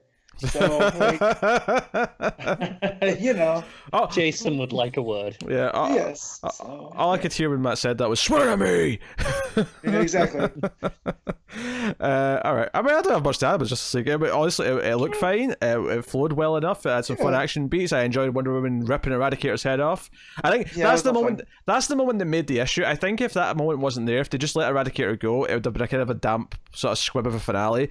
But that moment gave it just a bit of bite that it needed to. Okay, that was a fun ending. Yeah, right. Oh yeah, go for it. Well, because she used a magic sword to do it. Yep. Which I like too. So that was fun. Nice touch. Yeah. What are you giving it, Matt? And it feels like a nice link going into the next arc with the Greek mythology stuff. Oh sure. Yeah. Yep. Right. I'm gonna give it 7.5. It's perfectly fine. Connor? Yeah, same. I will also give it the 7.5. 7.5 is all right. Right endorsement, I suppose. So that'll take us on to Aquaman 58. Kelly Sue DeConnick writing with Robson Rocket on the art, and I was not expecting the 10-month time jump on this man. Yeah, I don't like it, judging from how it left. It was one of those things that I remembered reading it, like that this was gonna happen once I started. Yeah. But then I was like, didn't we leave last time on like a big moment? And then I wasn't expecting the time jump to be here and now. Yeah. The stuff with Orm in bursting into the hospital, very soap opera like. I expected there to be some payoff, and there's a little bit, but from where it goes. That said, that's my biggest problem with this issue. Yeah, because everything else I really enjoy. I have to admit, I don't have much of a problem with the time jump. I feel like because we find out Mira's still in a coma. Orm's kind of gaining political sort of gain in the Ninth Trade. He's kind of recruiting and almost inspiring people in the Ninth Trade and people that are down in those parts of Atlantis to like sort of follow his cause. He's giving them medicine and food and letting them know that the higher ups don't care about you. He has this populist message, and it's a nice touch that they're including Dolphin here as a conduit for this, where we're seeing this through Dolphin's perspective, so we're kind of we're familiar with someone who's involved, and he's basically building an army, basically like, hey, if you take the medicine and food from me, you have to join me in of the city that he's from and representing. That food and medicine is actually making them sick, right? Like he's orchestrating this. Yeah, very possibly. That's what I got from the reading. I don't trust them. Is basically the key point. Yeah, so I do like that's Dolphin, and then there's the guy that she meets as kind of the drawing her in and whatnot. I liked a lot of his stuff, and he felt pretty genuine in it as well, though. He wasn't being malicious. No, I don't think he knows what's going on. I think he really believes in Orm, and that Orm, I was one of the Highborns. Now I'm one of you. It's very shystery. But you can understand why people from the Ninth Triad would, see the appeal. See the appeal to him. Yeah. So all of that stuff. But what Kelly Sue is really, I really love what she does on this book is the entire community of the surface world and how they all play in. And now basically it's literally the town raising little baby Andy. Well, what's great about it is it's not even just the surface world. It's those like that group of gods that we got from the island, and then we also have Aqualad and his mum. You know, like there's a whole mix because Andy, the kid, that's what she's called. She who's obviously 10 months old now. She leaps off a cliff, and luckily one of the monsters, Callie, is able to show up and grab her. And it becomes this funny thing where... So we get to see Aquaman being Aquadad, and we see him visit Mira. He brings flowers to go talk to Mira and talk about their kid. His hair's all put back, and he's looking kind of old school. I do like how he was wearing that just kind of plain orange shirt, and they're like, you're not really going to wear that, are you? And then he puts on a more proper Aquaman-y, so I thought that was a lot of fun. Yeah, right. And then... I'm drawing a blank. Again, too many names in my name. The regent. He's Volko. Yeah, Volto. Thank you. Volko. He wants to talk to not Volto. Volko, whatever. I'm tired too. My sleep schedule's been all over the place. I don't know how you do it, Pete. Honestly. With great difficulty. What it is, Matt, is not leaving the house screws you up. You're like, what do I do? Do I just sleep for 4 hours in the afternoon? This is what working at home does this to you. You don't have a strict thing. Right. And so I still try to go to bed, but my, staying up playing board games or staying up and watching movies, it's getting me out of my normal. So now my sleep schedule is just all over the place. Matt, just have an afternoon nap. It'll solve all your problems. I'll be fine. Yeah, just right now, I'm trying to recall names. Super tough. Give it another week, and you'll be begging for that afternoon. Yeah, and then that's when I'll get the call that it's time to come back to work, and I'll be completely screwed. So, anyways, Volko has something to talk to Arthur about, and we don't get payoff until the end. We find out that basically he was asking permission because we see Volko at the start of the issue looking at like a message from Mira. And basically, presumably, this message from Mira told him, no, go through with the wedding, take control of Atlantis so you can actually lead it. Because right now, we see Orm's gaining support, and maybe this can lead to something. So, Aquaman's not happy about it. Tula reacts to this as well and says, you can't do this, are you crazy? You can't let Volko do this. This hurts you, you know it does. And he gets kind of angry, but he calms down. He's like, I'm sorry for shouting, clearly it affects me, but what am I supposed to do? Just like have Atlantis in disarray because it hurts my feelings. And then the cliffhanger at the end though is he goes up to see Andy, and Andy's left. She's went scattering out the window, or maybe someone's taken her. We don't know. We have no idea if it's a serious cliffhanger or just like she's sauntered off because she's a little troublemaker again. Right. Well, and we know that Orm sees her as little baby Andy as a threat. Yeah. So this could be one of Orm's machinations. Also, correction, Miguel Medonca was the artist on this. Comixology completely lied to me. I just got to the credits page. Gotcha. We should have caught that, but I was paying attention. To be fair, I actually think it fits with the style that Roca usually has. It didn't feel that different to me. I'm just in a couple of issues on this right now. Yeah. Yeah. But the styles aren't so different that that it felt like a lie to me. I was like, I can buy that. Was immediately went, that can't be right. Yeah. Right. So. But no, I really like this. I really like Kelly Sue's. I like the issue as well. Aquaman's been real lucky since Rebirth. Like outside of that first arc, it's gotten pretty good. In steps. I think I'm a little bit more down on this issue than you guys. Not that there's anything bad in it. I probably like everything in it. I'm just missing some of the stuff in the time gap. Like, I wanted to see Arthur, learning how to be a dad at the very start. Like, what the hell do we do? What the hell do I do? And okay, now we've got all the village and the gods all stepped in, but just seeing them try and help at first and him just being completely overwhelmed, that would have been really fun to have an issue or two of. No, but it also is like the sitcom rule that you never want a baby on set, so you age up the kid as quick as possible. That's what it felt like. Mm-hmm. Because she's like, I kind of don't want to do the whole baby thing. I just felt like there was an issue or two of fun things to do before we jumped ahead. Yeah. But other than that, because I agree with Connor a little bit there, I still really enjoyed the issue. It was a lot of fun to read. Yeah, no, I like what they're doing. I like what they're setting up. Yeah, it's an interesting dynamic, and I'm into it. I'm into what she's doing. So, Matt, what are you giving Aquaman? I'm gonna give this an 8.5. Connor? really enjoyed it. Connor? 7 from me. I'm going to give it a solid 8.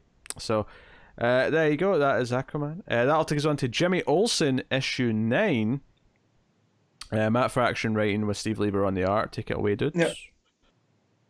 So, the summation of this issue is Jimmy finds out who's been trying to kill him through a series of threads that start getting pulled together here. Is that the reason that the Porcadillo knows Jimmy is because in his off time, Jimmy takes headshots because, of course, the villains use headshots. Yep. And that he became Jimmy's kind of ear to the underground in case someone decided they're going to try to kill him, that he had Jimmy's back. So he's been trying to find Jimmy to let them know that there's basically a thing out for him.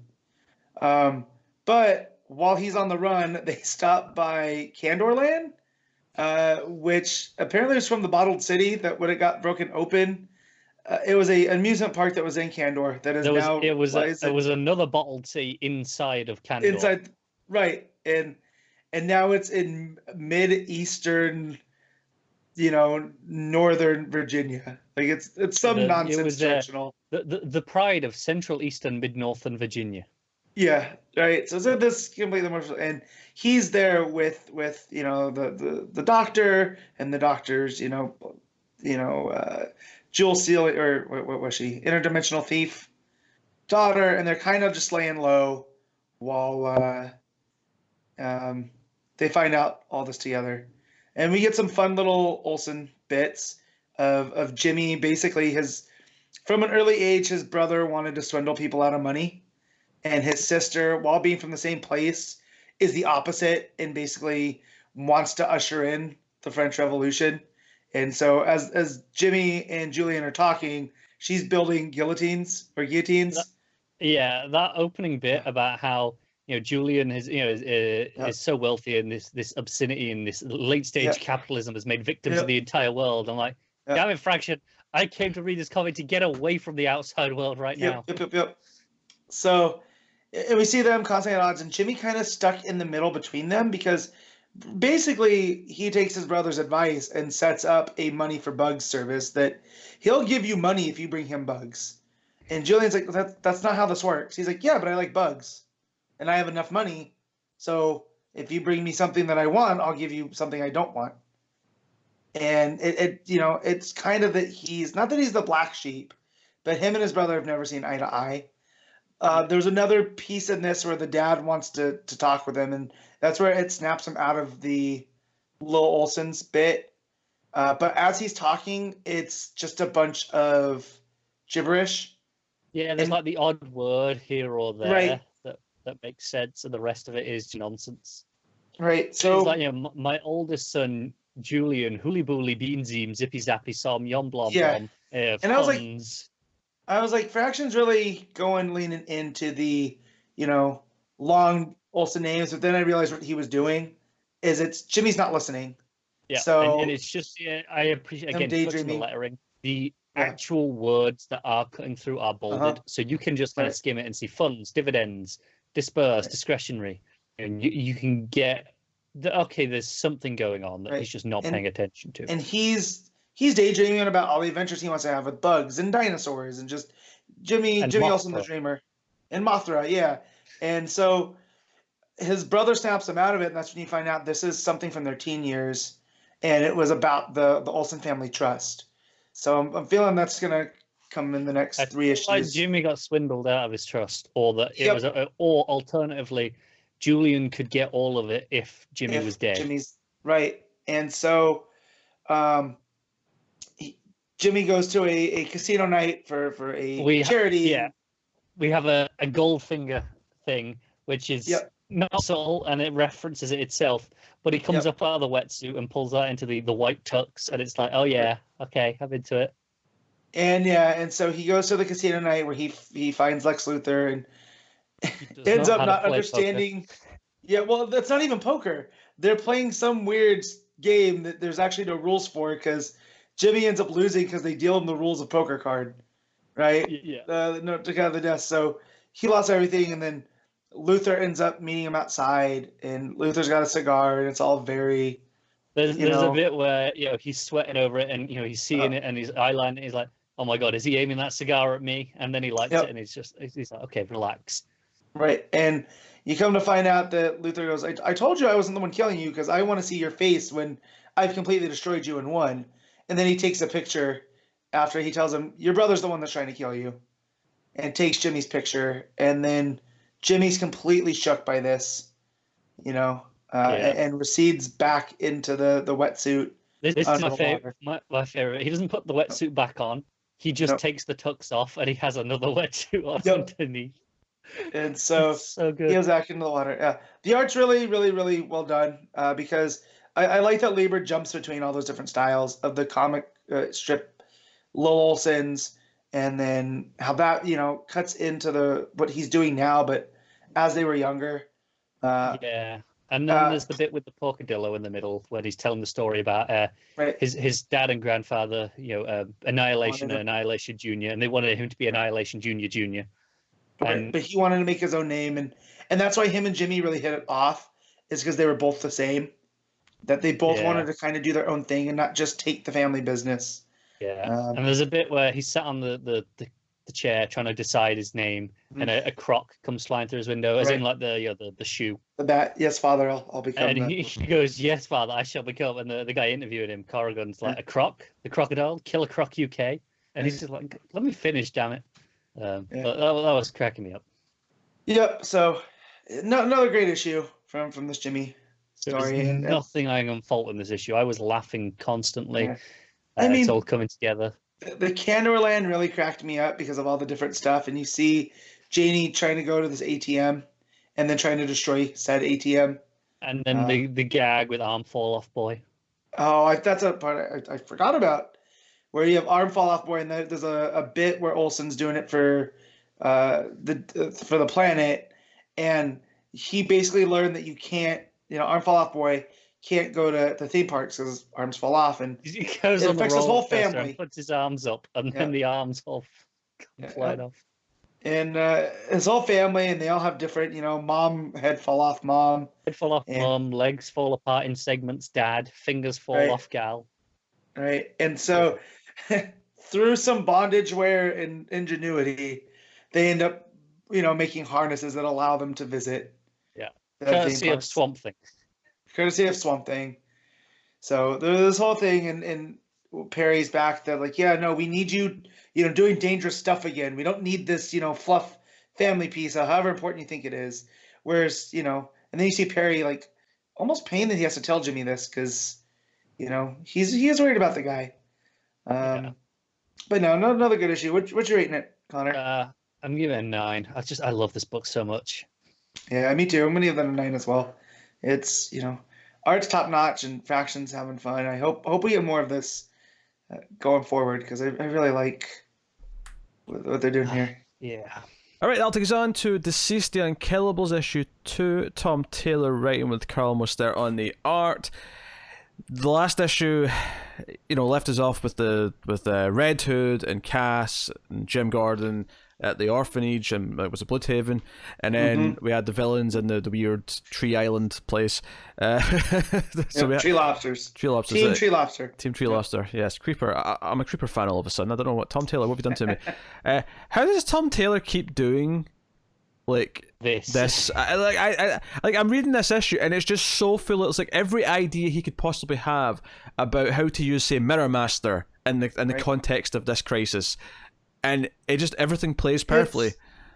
He understands not just the group dynamics, right, but he understands characterization in the greater DCU, I think, and from over his work at Marvel, from what I've read too. Like, I know you really like his Wolverine, right? Wasn't that kind of similar? Right? He just knows how to use. Yeah, I mean the characters. Just truth in that, yeah. Because he had Dakin in that series, and I can care less about Dakin, but he was fine in that book.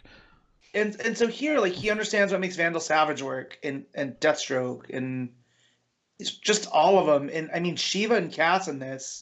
Yeah, it's just perfect. You got the way you got Rose and playing off of Slade as well. Yeah, you get all these dynamics. The book starts off. It doesn't quite bookend. It's a little bit before the end, but it starts with Gordon and Red Hood kind of debating if they should kill the zombies that they've got locked up in like the gym or whatever it is, and Gordon's like, no, they're still kids. They're still people. We can't just kill them. So, not anymore, bud. Yeah. And obviously you've watched a lot of zombie movies. We're all at the point where we're like, yeah, they're zombies. They just kill them. But obviously you get why in a real world situation that you wouldn't jump to believing that. And Slade's even like, who'd you lose? Because I know that look. I lost both of my boys. Oh yeah, that comes much later. Yeah. Oh, does that? Oh yeah, because that's not until Slade's there. Slade's not here yet. Yeah. Gotcha. Yeah, because Slade's because they're talking about because they hear on the radio that they hear the broadcast of Lois and all the heroes leaving leaving Earth. Yeah, and so they talk about the two sanctuaries, the Gotham jungle, and which I feel now he's seeding stuff for later. Oh yeah. Right? Oh yeah, DCeased 2. It's going to be two completely separate civilizations, isn't it? Yeah, you're right. And Themyscira, and we saw what happened there in DCeased, and I like that Gordon's like, oh no, that's a whole city away. We can't risk it. It's like, so we could get there, but not with all the kids. So we get this idea where Shiva's like, I need to see my daughter to Mirror Master. Yeah. So it's like, oh, we can use Mirror Master to get around. This is kind of fancy. Like they've got this tactic, right? Which set up last issue. But she shows up at the orphanage and she wants to talk to Cass, and Mirror Master's like, oh, we need to go. Can we move this on? Vandal Savage is going to be pissed if we took this little trip. We're not supposed to, kind of thing. And Cass is like, I'll come, but only if I can bring everyone else with me. If I can bring the kids and everyone, then sure. Yeah. And then they start a little bit of a fight. Yeah, then they start to fight, and it's the two greatest martial artists in the DCU going shot for shot. Well, yeah, the best part of this is that Shiva, Jason thinks he's breaking it up, and Shiva just kicks him in the face, and he gets that image. Floored. I got the KO from Street Fighter, right? Yeah. I can hear it. But the best part of all this, though, is that when Shiva decides to leave, because Mirror Master's leaving, he says, time to go, Cash just says, you could stay, but, before she goes, and she's like, goodbye, daughter. I'm like, oh, Shiva, you cold-hearted bitch. Of course. That's why she calls herself Orphan. Oh, obviously, yeah. So that was great stuff. Savage is pissed about this when they get back, though. Right. And everyone's like, okay, we have to calm down. We're a bunch of supervillains. We can't get mad at each other. They're experimenting on Creeper, and he wants to experiment on... Because actually, speaking about KOs, Deathstroke being punched in the face. Yeah. Oh, good stuff.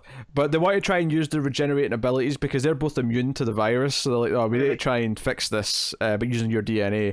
But then, of course, Rose comes in, kills Vandal Savage, or stabs him in the back at least. Yeah. It's not going to kill him, but it'll slow him down. Yeah. Right. And they want to get out of here, and unfortunately for them, because Rose reminds everyone, hey, I can see a little bit into the future, and she sees something, goes, oh my god, run, and she's like, wait, what is it? What did you see? He's like, I don't want to spoil a surprise. Next page, zombie Wonder Woman comes crashing through the wall. Wonder Woman's never been more terrifying. Well, Vandal's like, I've lived for 53,000 years. I'm really surprised. Right. And then that comes through and just goes, oh shit. Yeah. Wonder Woman's a zombie, and she rips him in half. Yep. And just let me clarify. When I say in half, I don't mean she grabs a leg and a head and rips him that way. No, she splits him down the middle. Bilaterally. So leaves him with her hands. Yeah. And everyone's like, oh shit, we can't take on like zombie superheroes. Like they're gonna destroy us. Into the mirror. Yeah, so Mirror Master actually escapes them to the orphanage because that's the last place they'd been. He goes back for Cold though, and of course Mirror Master gets bit because Cold's already turned by that point. That's the most classic zombie moment any of these books have done yet, as well, with the Cold just coming up behind him and biting him. And so this is the beauty of Tom King. I don't like Mirror Master's probably not in my top rogues. However, him getting bit by zombified Cold and seeing their relationship because they're rogues early on. It left me out going, oh shit, when it happened. Yep. So, yeah. This is so good. And it gives us this wonderful thing where he set up these two camps and now he throw them together here. And it was like, okay, after a minute, they're like, okay, they're not coming. Mirror Master and Cold aren't coming. And we have to deal with the fact, okay, now we have this team of villains. We have Deathstroke, we have Bane, we have Shiva, we have Creeper and Cheetah, and now they're going to have to coexist with Red Hood and Gordon and Cass and these orphans. And it's like, okay, how does this work? And we get this insane montage of like, okay, this is how the supervillains kind of start to integrate, and they start to teach the kids classes, and we get Deadshot. I like how Deathstroke pulls Gordon aside as well, and be like, look, you need to step up and kind of get in there and lead this, otherwise Bane's gonna take charge, and I don't think you want that. Yeah, and he even says, like, you don't think you had corrupt cops under your command when you were commissioner. Look, you can do this without having to trust them all. And I like this idea that Slade is also kind of taking a role here as being second in command, but he knows that he can't be the leader. He's like, no, Gordon, you have to do it. Right. So he knows the roles. No, Deadshot training them with slingshots. And then looking at that one kid. In fact, it's before the montage there where they insist to kill the zombies, and like it's that moment where Slade's like, "Look, we'll do this," and Jason sort of joins in as well. So we have to do this, and it's this dark thing. But yeah, we get this insane panel of all the kids staring at the villains and like, okay, how do we coexist now? And we get them teaching different lessons. We have there's just little details here where Cass and Shiva are teaching them hand-to-hand combat, and Cass like says good, and I just see Shiva behind her go adequate. Right. Yeah, or even Creeper saying witty things to say when beheading the undead. I love that that's his lesson. I'm like, yes, Creeper, get in there. I'm so in for this. Bane doing, what was he doing? History? I believe so. Yeah. Like everyone, and also moment of the issue. Surely it has to be the kid petting Cheetah and saying "Good kitty." Good kitty. Yeah, you're a good teacher and a good kitty. Yeah. Wonder Woman's never that wondrous, if you ask me. I like that she's still being petty. Yeah. Right. About zombie. Also, one of them saying that they can't understand Bane through the mask because it's too muffled. Oh yeah, that was funny. So good. Where's my cat? Where's my cat? Is too muffled, you say? As well, like the kid being really upset that they're only getting slingshots and not guns, and Deadshot's like, how about I teach you how to cave in a skull with a slingshot? That's I love that one too. Yeah. So good. And then the weird like dad skills of Deathstroke when he sees like he sees his daughter and Red Hood like talking. He's like, "Are you two a thing now?" And like, "What? What are you talking about?" He's like, "Look, you might as well get it while you can because there's not a lot of options anymore. So you might as well shack up." Care. This is such a weird thing for a dad to say to his daughter. Yeah, well, they've never been the typical family. He's like, yeah, you should probably, not a lot of happy out there. You should find it where you can. We're probably all gonna die screaming. So he's doing it in not a go screw in the van. He's not like it's not like he's saying that. Yeah, but it's borderline that. Like it's like you two having sex. Also him telling the kid the dad won't wait. You get up if you fall. Don't waste time. Mm-hmm. I was like, damn, Slade. Like he is like the shitty gym teacher, isn't he? Yeah. And even Rose been like, I know you're about to kiss me because you can see it in the future. It's a kind of an oddly sweet moment. But of course, after that, we get the real horror of the book where Mirror Master can travel through mirrors, and he can still do that even as a zombie. So we get him coming through the mirror behind Bane, who has taken off his mask to alleviate the concerns from before, but he was too muffled. It's so weird seeing Bane just like that, isn't it? So Bane actually gets nabbed from behind. His venom tank gets thing. I mean, we see blood, so he is scratched as well. It's not just the venom. Oh yeah, no, he falls to the virus. And we see people get like Deadshot gets like grabbed through the mirror and pulled in. And the Gordon's left behind, and we just see the 2 feet fall from the mirror, like solidifying again. Yep, beautiful stuff. Yeah, and to be fair, Deadshot does that trying to save the kid, and jumping in his place, and he does. The kid that he taught how to cave in a skull. And, and he does this thing where it's like, no, this virus is smart, and it basically upped the odds because it couldn't get in here. It wanted to get in here to get to everyone, and Bane runs out, creates a hole, and now all the zombies can get in. So hell of a cliffhanger getting to your third and final issue. I love this. Everything about this issue was like characters playing off each other in ways that we've not seen before, but make complete sense given who they are.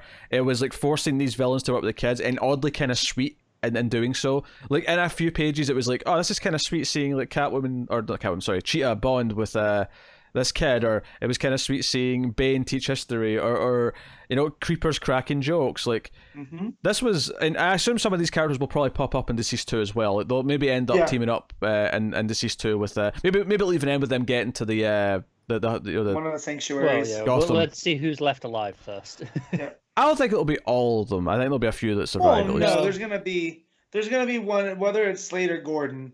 One of the two leaders is gonna get it, Poseidon adventure style. So yeah, loved it. God damn it. Much I like hate just always giving Tom Taylor's books like the crazy high praise and score, but they're always just that damn good. I feel like they are much like last time. Like some weird faces here or there. That aren't particularly great, but for the most part, it's pretty solid in terms of what the overall book is doing. So it's good stuff. As Matt's wife cameos in the background. Yeah, well, the cat was sitting there trying to open the door, and so I text her if she can come let the cat out, so she stops making so much noise. Good stuff. So no, wonderful stuff. Everything's just so inventive and fun, and everything plays true to the characters. And while doing all this also makes me a fan of someone that I never really thought about before. So, credit where credit is due. Matt, what are you giving DCeased the Unkillables issue 2? I'm giving it, because I'm not the art's good. I'm not a fan of it. It's a little bit too quietly, and I'm not a quietly guy. I know it's insane to some people. It's still too much like that. So I gotta shave this a little and just give it a 9. Connor, what are you giving it? I'm also going a 9, but that wasn't with me shaving anything off. Not really. Yeah, I am also going to give it a 9 as well. And again, if the art was more if those faces weren't there, it might have got a 9.5. So yeah, there we go, 9 out of 10. That will take us on to Plunge issue 2. We're onto the Hill House Black Label stuff. Plunge issue 2. Joe Hill writing with Stuart Immonen on the art. This is, they found the corpse, although it was talking last issue, and obviously the main character brings that up. With the worms, right? Yeah. That are now mysteriously gone, and the body's been cold, so it's been there for a while. They just don't know how long. Yeah, everything. Yeah, they kind of make a point of going, out here, that could be a day, it could be an hour. Yeah, right. Honestly, this issue went for, because last issue it was mostly just teasing stuff and then the one thing at the end. This issue had 5 things happening. This ramped it up so fast, So, sitting reading this morning, and my mother was like, "Oh, what are you reading? What's that about?" And I kind of sold it on her. She goes, "Huh, let me know how that goes." So the fact this concept is yeah, so just easily transferable to other people, it's real cool. Obviously, debate what's going on here and who this guy is and other survivors, yada yada yada. Yep. But ultimately, they split up into teams where a couple of them go back to the ship and they take the corpse back with them to sort of look at it. And none of them are. I mean, there's even a joke actually how none of them are qualified to do an autopsy or anything like that. There's a guy who's got some basic first aid kind of training, but yeah, he's a registered nurse on the ship. Right, and he's like, if you need a flu shot or something smaller, I'm your guy. But a full-on medical autopsy, we gotta take this guy back. Yeah. Also, that they only brought enough body bags, so if the crew, something happens to them, they gotta figure out what they're wrapping them up in to get them home. I was like, dang, Joe Hill, that's dark. Yeah, that's really dark. We do see a couple of other figures in the same sort of outfits watching them from the trees at one point as well. Like prison outfits, aren't they? Yeah, they look prison outfits. Yeah. Well, they look like jumpsuits. Yeah. Right? So not necessarily prison, but the bright orange shouts prison to me though. There's also the joke here about how they all say how bad the coffee is that this guy made, but it turns out it was just mushroom tea. Don't do that to me. That's the most disgusting. I mean, I don't even like coffee, but mushroom tea sounds like the most disgusting thing ever. And the fact that you're gonna allow me to believe that it's coffee, and then I also love how do you mess up? I've had a mushroom tea before. Yeah, I don't see. Do you like mushrooms though, Connor? I do. Yeah. Yeah, I don't like mushrooms. I hate mushrooms. They're weird. Disgusting. So, but yeah, so I thought that was a real good joke. And just again, all the characters playing off of each other that I liked in the first issue, it's still here. Because they partner off, and some go back to the ship, and others are going to explore the island. And yeah, the first thing I think I want to talk about actually, because the representative from the company. It's one of these books where, other than obviously Carpenter, because it's Carpenter, right. I'm not going to remember the names that well, but the representative from the company, when they have the guy in the body bag, that they've brought back, he sort of stays back for a second and says something really ominous, where he says, he's like, "Hello, Peter. You don't look a day older than the photographs. We got your message. Sorry it took us so long to get back to you." So he was expecting some of this. He wasn't necessarily expecting exactly what was going to happen, but they had a specific message. So yeah, okay, you don't look a day older than the photographs, which implies they were a while ago. Yeah. Because I think the others are assuming these aren't the people from the ship they're looking for, because they're too new looking. They're not from the 30 years ago or whatever it was. Yeah, they'd be so decomposed by this point if they were those people. Right. And then on top of that, they talk about how maybe the signal could have got done, and the art kind of lingers on the representative. I'm gonna call him the riser, right? The polarizer, yeah. The Burke. He's the Burke. You're getting a little too close to this. It was a bad call, Ripley. It was a bad call. Are we gonna overlook the body bag unzipping itself? Oh, that's also in that. Well, I mean, that's going to become more relevant in a minute when we talk about how the fact that he's up stabbing people in the head with an axe. Yeah, but I love that moment where because he's doing that kind of, he stands behind and kind of gives that speech. Yeah, then it just cuts out and you're just like, okay, why are we still here? And then it just unzips and you're like, oh shit. And then Captain Carpenter and the other guy are sent down a drone to the ship wreckage, right? Because they want to see what it's like before they go down themselves.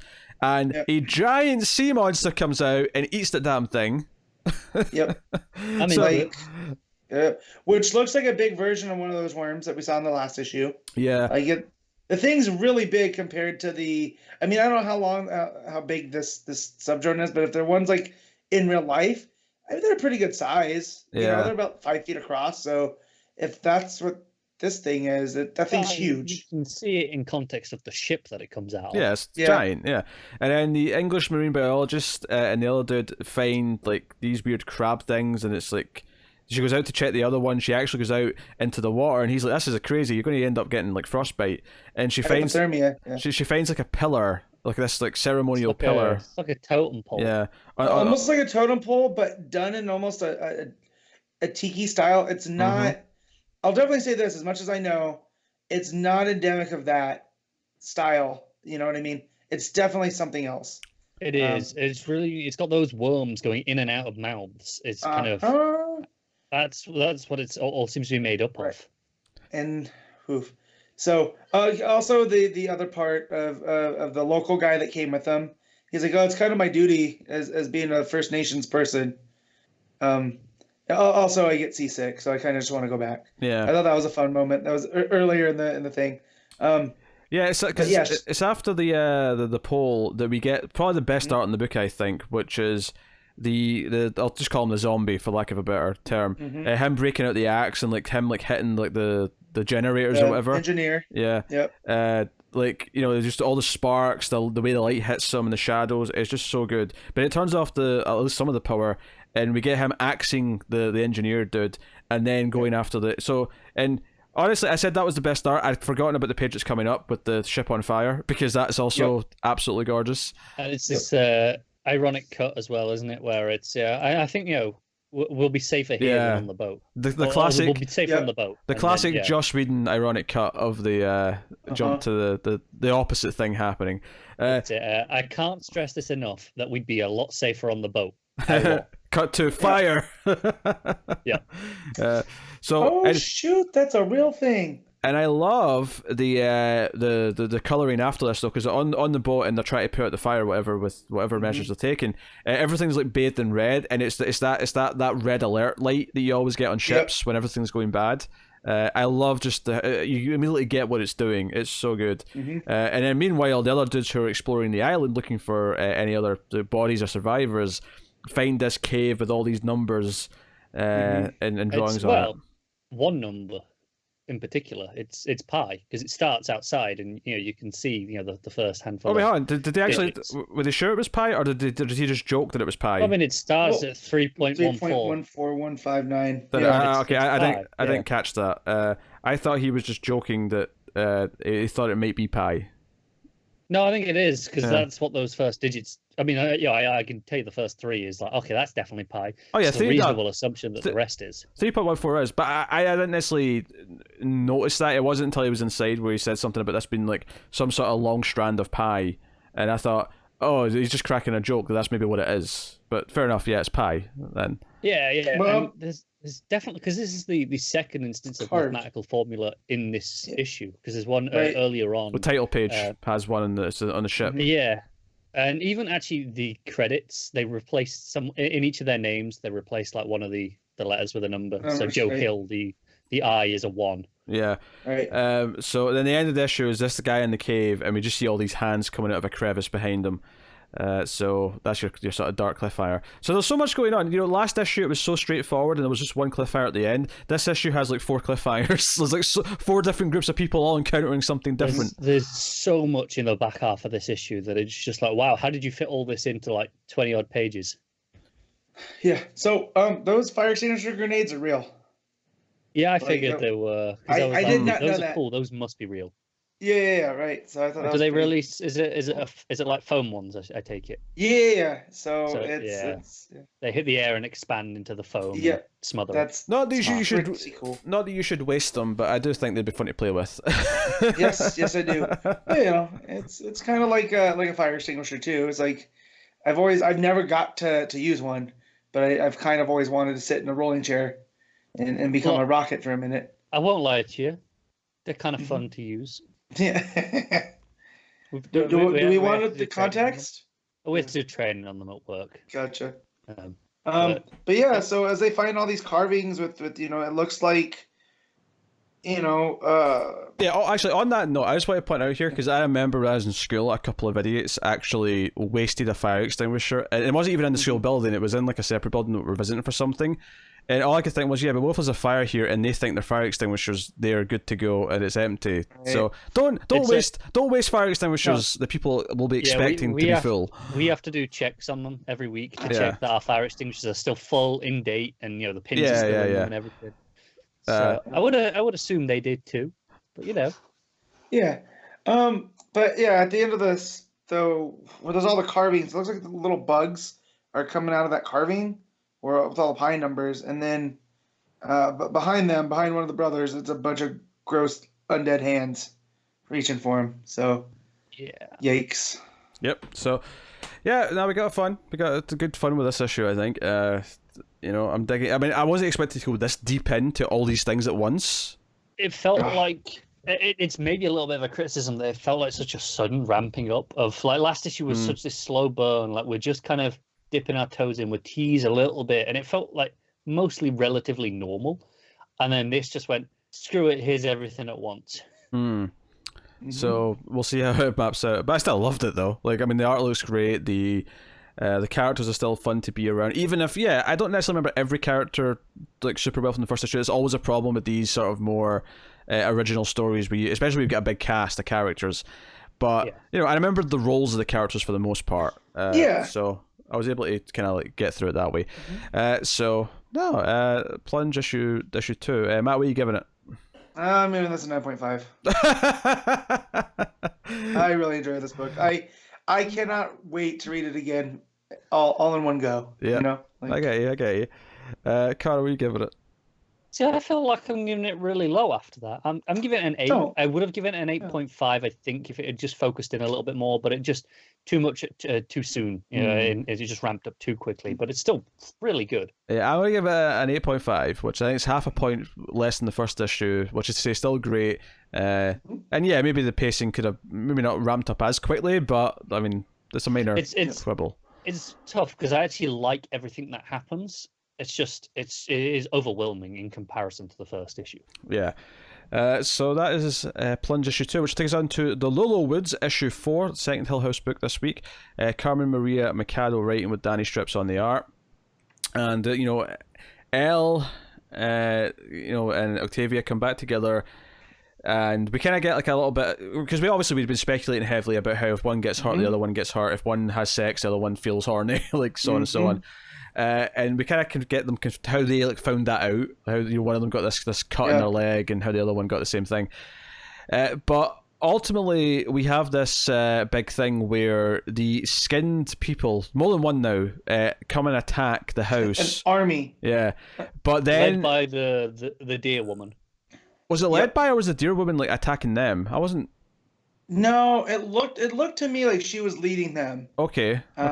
So, but who knows at this point? Um, You know what, I'm looking at it again, and maybe Pete's onto something. yeah. Yeah, I thought she was kind of not necessarily defending the people, but just sort of like being the balance and stopping them was what I was getting from it. But No, Maybe- it might be onto something. that's just what I thought when I looked at it. The subtitle on this one is "What the hell's going on?"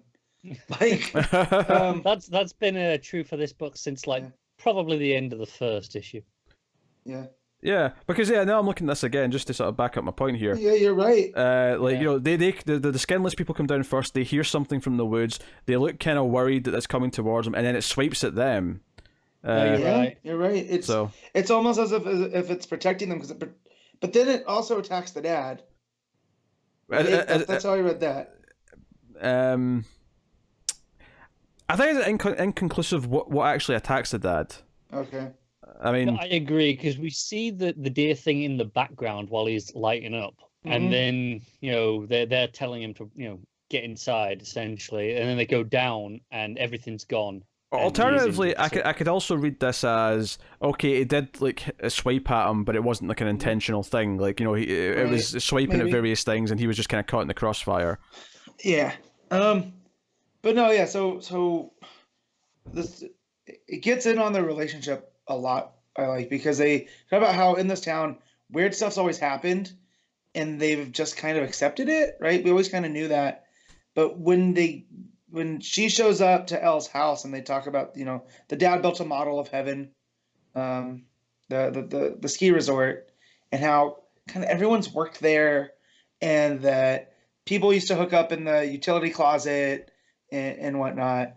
Very notable. I thought that was they made a point of telling us that building's not there anymore, which feels like it's inconsequential, but because it was pointed out, I'm like, there's got to be something to it. Yeah, what's there now? Yeah, what's replaced what's there now? And that the weird stuff in the town's just always been there.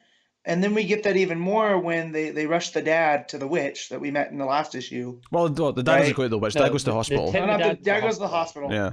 They rush to the witch because the mom's like, Elle, just tell them. She owes her a favor. She owes her a favor. And you're like, the witch owes Elle's mom a favor. So the witch, who again looks like a young kid but isn't, as we learned last issue, does something. Presumably some sort of spell, some sort of incantation, whatever it is. And they actually see her dad in it's like in the sink, just the water. Uh-huh. A little bit of scrying. Yeah, and it's just like, hey, he's fine. I've fulfilled my end of our agreement, and it's done. And she hugs her and thanks her and all the rest of it. But yeah, so. And then we get a tease of going into the backstory, because she starts talking about how I used to be like an actual a little girl, a normal girl. I lived here with my mother before the fires. Yeah, which well, I was wondering if that also meant before weird stuff started happening. Like, I think it does. Yeah, does this predate all of it? Yeah. And it almost makes me wonder if this place really is cursed, right? Like, whatever happened led to her causing this curse. Yeah, because it ends with her saying that this mysterious figure walked into town who had a sort of smile, and it was the foreman. He was a worker there. Yeah, but mysterious in the sense that he was kind of inviting to her and said, "Would you like to see something beautiful?" And he led her up the mountain, which that part's creepy. It is, especially as I'm assuming that at this point I'm assuming that after whatever happens here, she kind of stopped aging physically. Yeah. So this is how she looked that day. So she was a real kid. She was a real kid when this happened. So it just ends with that weird kind of like creepy, grooming moment. And her swirling the tea leaves, and and kind of seeing the patterns that it makes. I mean, I say grooming, more just straight up kidnapping, but like yeah. So, interesting stuff that we're building to here. Again, this is another one that I think will read really interestingly when it's all together, and you can just fly through it as like a one big rush. But there's been a lot to digest with this book. It's been giving us so many ideas each issue. Yeah, this is another one I think will make a great movie. Like, just give it to someone who's okay embracing the really weird, and just go for it. And also the forget potion, right? Yes, which is not used yet. It's not used yet, but it was definitely meant for Elle, and that it's almost like V's gonna sacrifice her sanity for her friend. Like there was a lot of that going on about like, Elle doesn't know how smart she actually is because she puts on music and puts on her feather boa, and her brain just works. And if she could do that during tests, it's almost like she's self-sabotaging, right? There's a bit at the start as well that they're saying, because they're linked, they know they can never actually be that far apart from each other. Right. Yet she still wants to go off to college. Right. And that's why it's almost like she worries, and that's what makes me what the forget's about. Is like, is she gonna forget about V? Forget about their bond, yeah. Right.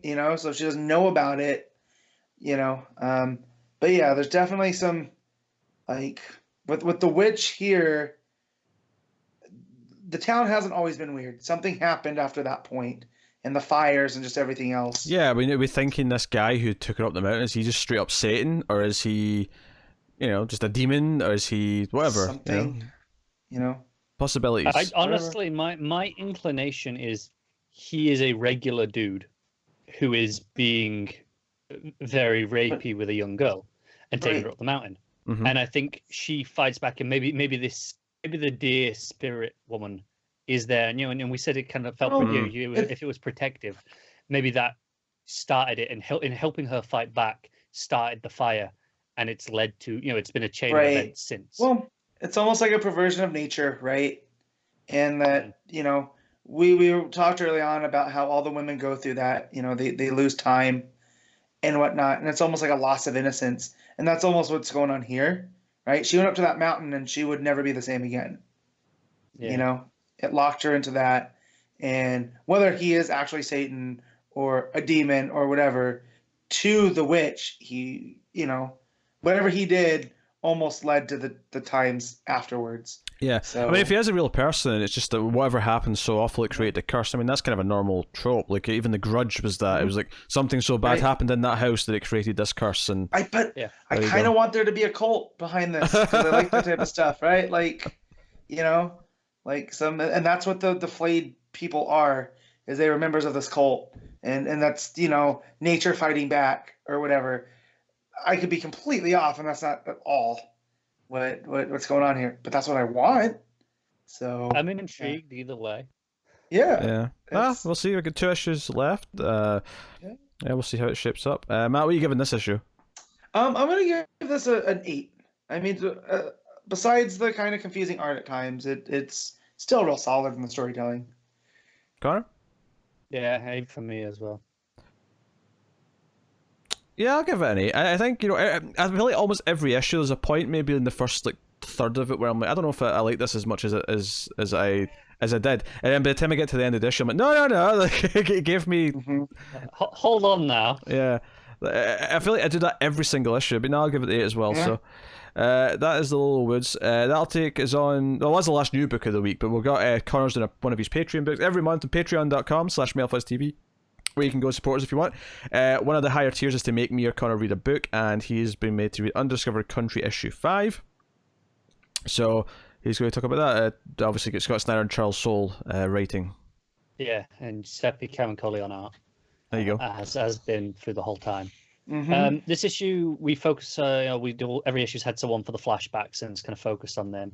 This time, it's the soldier who's separate from the rest of the group. So this actually really differs the format of the flashbacks a little bit, in that there's only one actual flashback, I think, to before the war, before they went into America, and the rest of it is he is he is climbing the wall, because Destiny Man has all these people climbing the wall trying to find the keyhole. And that's they're like tied on these ropes, and they've got like muzzle masks on to stop them doing anything. And so he's climbing up, and there's a woman being really cryptic, going, "Hey, there's a if you keep talking and don't do what they if you stop, they'll stars and stripe you." Which is, she's like, it's making no sense. She's like, we're collared to the stars, and if you they'll drop their shit and make us stardust again. And it's like, what the hell's going on? And after a while, he's just like, nah, screw this. I'm getting up there. I'm climbing to the top. So he kind of unshackles himself, rips off the mask, and climbs up. And he gets to the top, and you see it is these giant mutated starfish that they're tied onto, and that's what they were talking about. And it's it is a sight to behold. It really is something. But he's at the top, and he's going to come into play presumably with the next bit when the rest of the gang's escaping, because they've got to pick everyone up.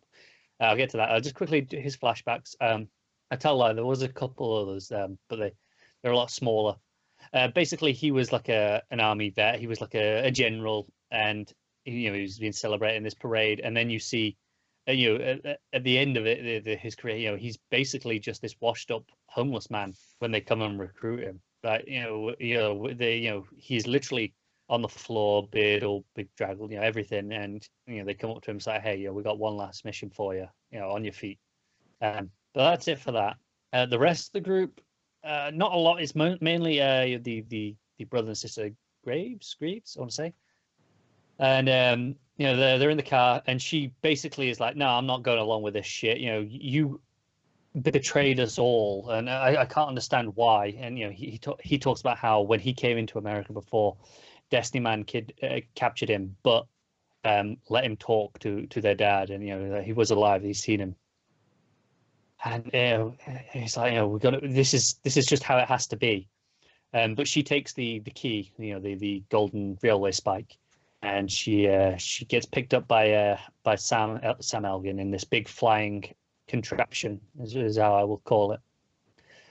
And he's like, "Right, I'll take you to to the keyhole." And they go there, and she's like, "Well, this isn't part of the wall." And he's like, "No, Destiny Man's got that wrong. It doesn't have to be part of the wall. It just has to be somewhere inside the zone. I can open it now, but we can't go through without everyone. Just you isn't enough. I need all of you here." So we're going to go pick the rest of them up. So they're off to get them picked up, but they open it and a train comes crashing through. So they're going on a train to the next zone. It's pretty interesting stuff. But again, more teasers of Sam kind of being a bit weird, because he's like, "No, the prophecy was right." And the prophecy is that we're getting that, okay, all of these people, the whole group needs to be there, and it's these specific people. That's why he was requesting them. And he mentions her parents, the last time he saw them, and she goes, "So you are Sam Elgin?" And he goes, "We all are."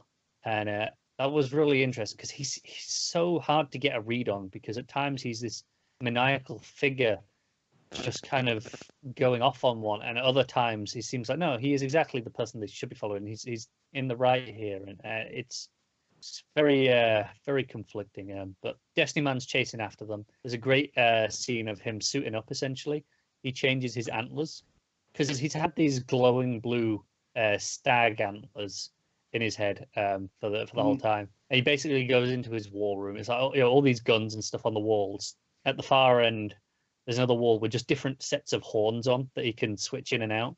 So he pulls out the ones that he's got, and when he puts in the new ones, they're basically just spikes on the end. So when he sticks them in, blood spurts out, but he picks up these glowing red like ram horns. So they're all like the curled ram ones. So for battle, and then he's riding off on his mutated animals to go and meet them, or to chase them and get through the door like he wants. So should be a pretty big showdown coming up. I'm hoping for a few extra little reveals on maybe a tease on what Aurora is, and just something to really tie it together to finish off this arc. But it's been really solid. It might be my least favorite issue so far, in the sense that this definitely feels like, okay, we're just kind of building up to the end now. It feels like there's something big about to happen.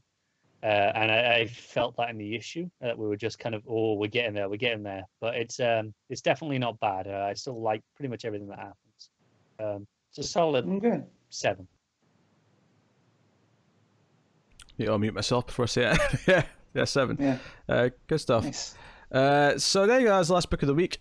It'll take us out of the part of the show where we pick our favourites. We do our favourite panel / moment, favourite cover, favourite art, top 5 books. Do it every single week. So starting off with panel / moment, Matt, what have you got? There's a lot this week. As much as I want to pick something from Plunge, I have the feeling that I could do everything. I'm going to go with the KO kick on Jason from Shiva. It's such a good moment. Yeah. Yeah, that hard to argue, I suppose. There's a lot of stuff in DCeased. I mean, part of me really wants to go with the pet and cheetah. That moment That's good. is so sweet. I love the boat on fire and Plunge for sure. Dig that a lot. Batman and Deathstroke falling through the sky, another great moment from that stuff. Wonder Woman ripping off the Eradicator's head. So it's nice that they're spread out through several books as well. Man, Wonder Woman is ripping heads all week. So I think though I'm going to pick Cheetah. I'm going to go with the stroking Cheetah's head. I have to pick that one. Carl, what you got?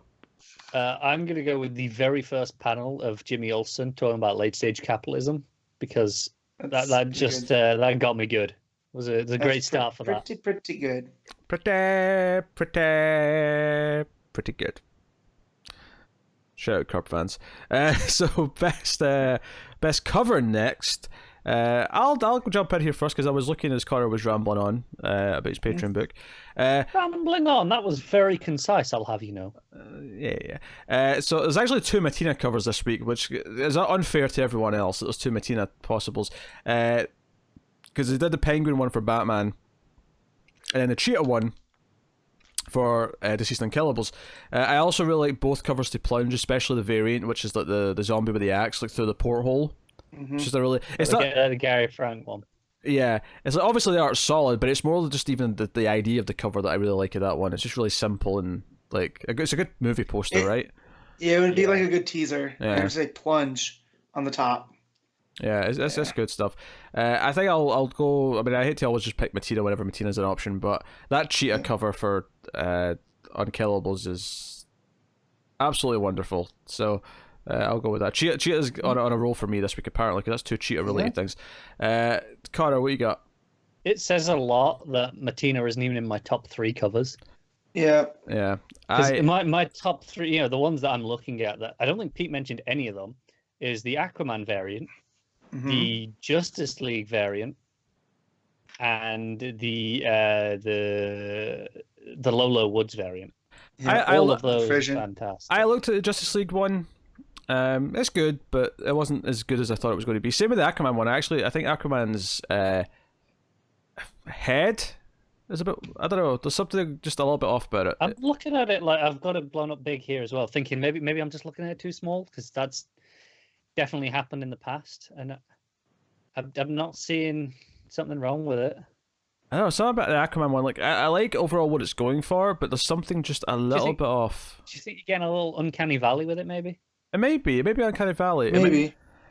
It may be that thing where it's like, because obviously this is one of these like highly sort of stylized ones that's it's kind of like Art Germ meets Mattina, right? It's kind of like in the middle of that somewhere. Yeah. But there's something just off about the face that I don't like.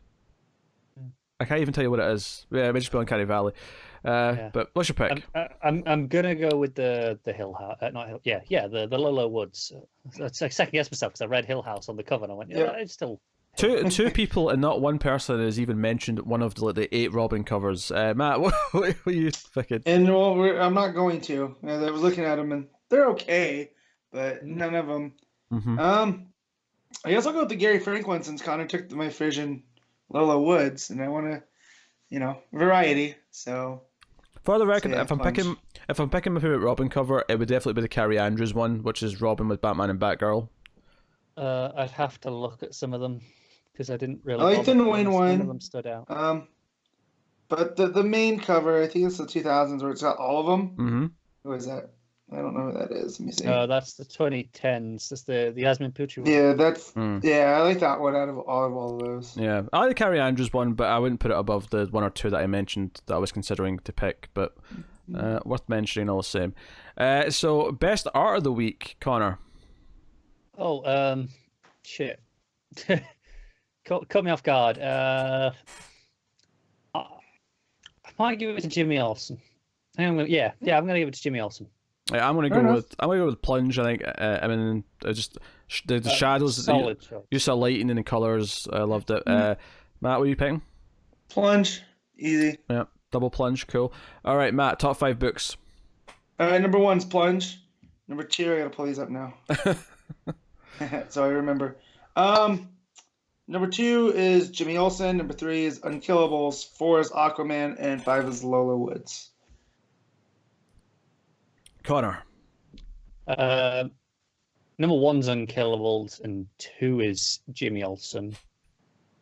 3 is Lola Woods. 4 is Plunge, and 5 should be Batman.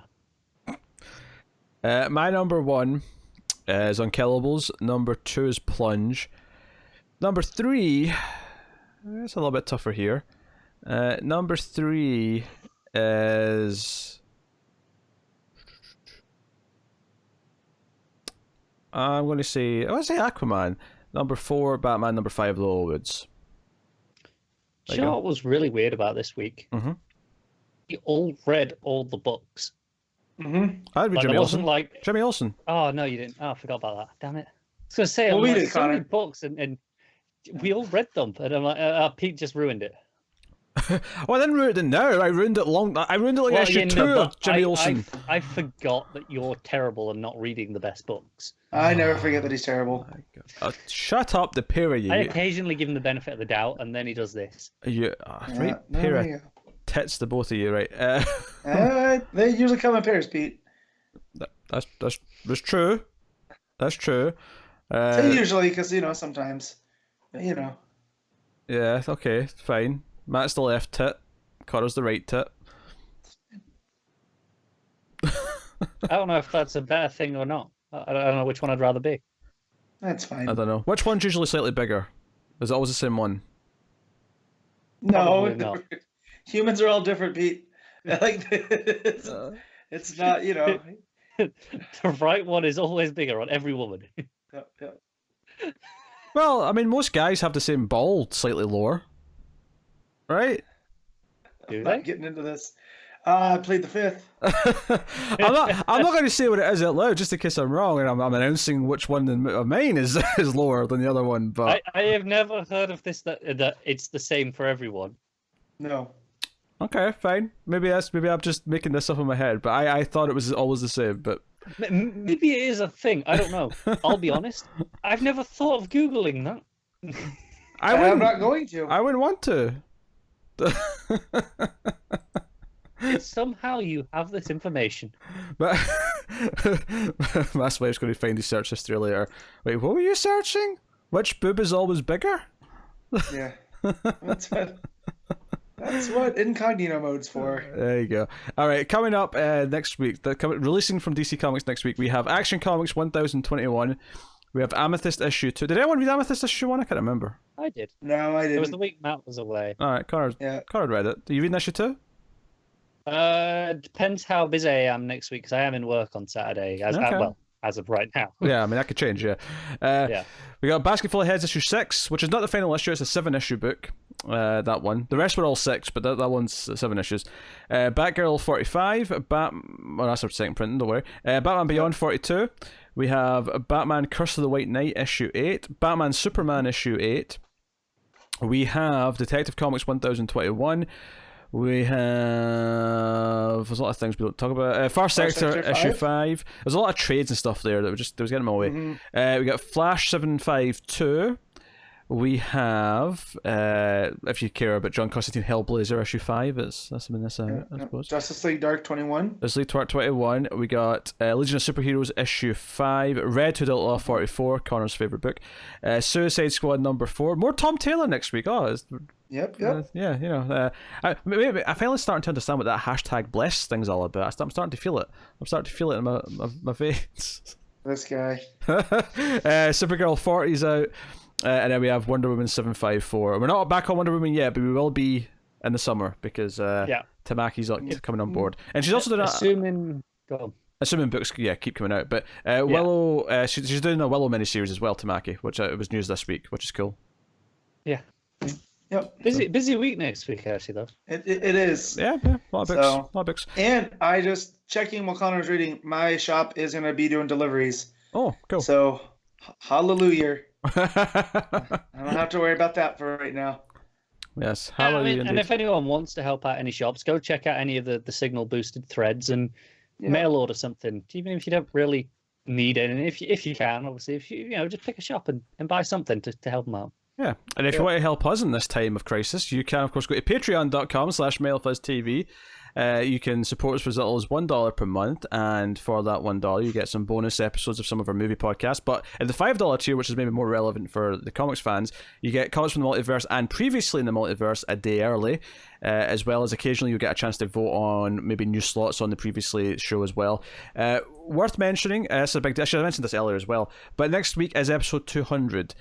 So, well, we don't have obviously a lot of extra time next week because there's a lot of books. There shouldn't be any news, and we're hoping to do at least a few questions related to having our 200th episode. So feel free to send them in, mftvquestions@gmail.com. I'll also ask on Twitter as well, so people can respond on the Twitter thread if they've got shorter questions. But we'll do that for next week. But yeah, for Patreon, you can go check out all the stuff there. We did say at the end of this week's Previously in the Multiverse, asking for people's opinions about what to do, giving what kind of elsewhere show we should have, or should we just do Previously more often, or whatever. So if you do enjoy that show and want to cast your opinion on that, feel free to tweet us about that as well. I'll also take this time to thank our Patreon producers, always worth doing. So thank you to David Short, Alison M. Fordyce, Cindy Palacios, Tyler Hess, and Talking Superman for being producers for the month of March. That means they're all patrons at the $20 and above tiers. So, but of course you don't have to do that. You can be $1 tier, $5 tier. All of it helps. All of it's worthwhile. As is, of course, going to Apple Podcasts and giving us a 5-star rating, give us a little review. More people will find us that way. Of course, like and subscribe and comment on YouTube. Ding the bell. All these things. They all help in this time of actual real-world crisis, which is Crisis Prime. Is that what we should call this? Yeah. Yeah, but we're, as comic readers, we're used to dealing with crises. Yes. So I would if it's possible, whoever's messing with hyper time, can we just readjust, please? All I really want is a really good spin-off coming after. Like once we get through it, let's just spin off into just a whole new society. Just let's do something new after.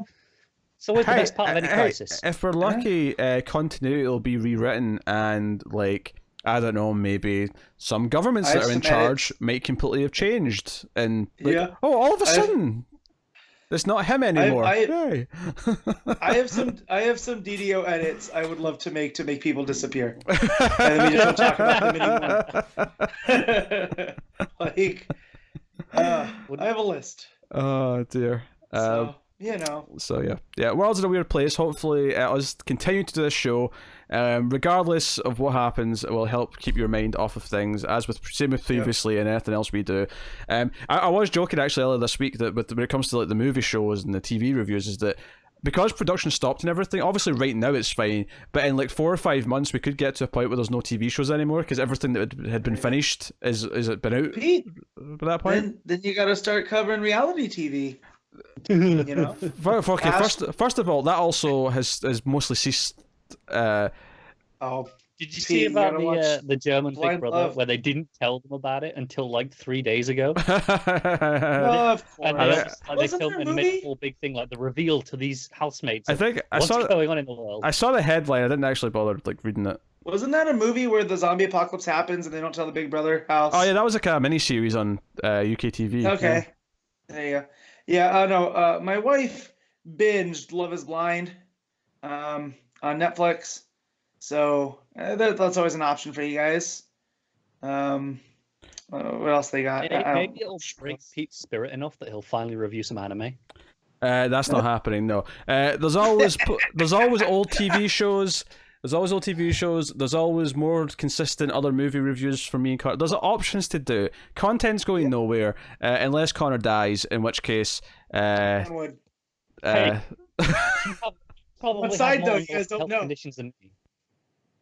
How dare you? I don't think that's true at all. For a start, I'm not ginger. That's at least one less health condition. Yeah, but you're older than me. Everyone knows older people are at risk. With slight chest pain, and I was worried. Turns out it was just indigestion from the Chinese I had last night. Well, that's the problem right now. Every time I cough now, I'm like, is it? Has it started? I coughed once this morning, and I was like, wait, is this it? Is it? And I'm like, proper on alert. Is there going to be another one? And since I got back from Disneyland, I've been having a real chesty cough because I caught a sinus thing, and it's just been constantly draining.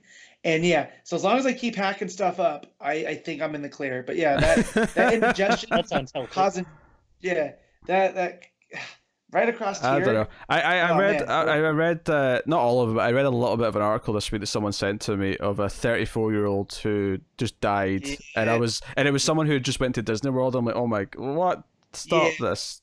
And that headline was very dodgy to begin with, because not only was he at Disney World as this was occurring, then he was on planes, and then he went home. Like, with how this thing's going, it could have literally from anywhere. Granted, Walt Disney World's policy was not the best while this was going on. He also had underlying health issues.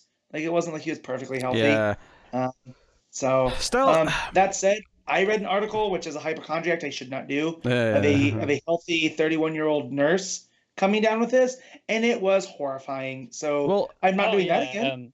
Like, the official word from WHO is that, sure, young people are, going to take it better on the whole, but there are and will be more cases of young, healthy people who get completely knocked down and wrecked by this. Just, there will be in the minority of young people, but it will happen to some of them. Yeah, I think the key point is here, if you think it's not a big problem because you're young, that you spreading things around might lead to someone who it will be a problem for because you're being selfish and not taking precautions. So, everyone. And here's the thing, and it seems like I'm being selfish for saying this, but if I'm missing out on hockey, in the movies, in the gym, all my hobbies, and I'm going along just fine, all right, you can sit at home for a couple days. Yeah, you don't have to go out. Don't have to go to spring break.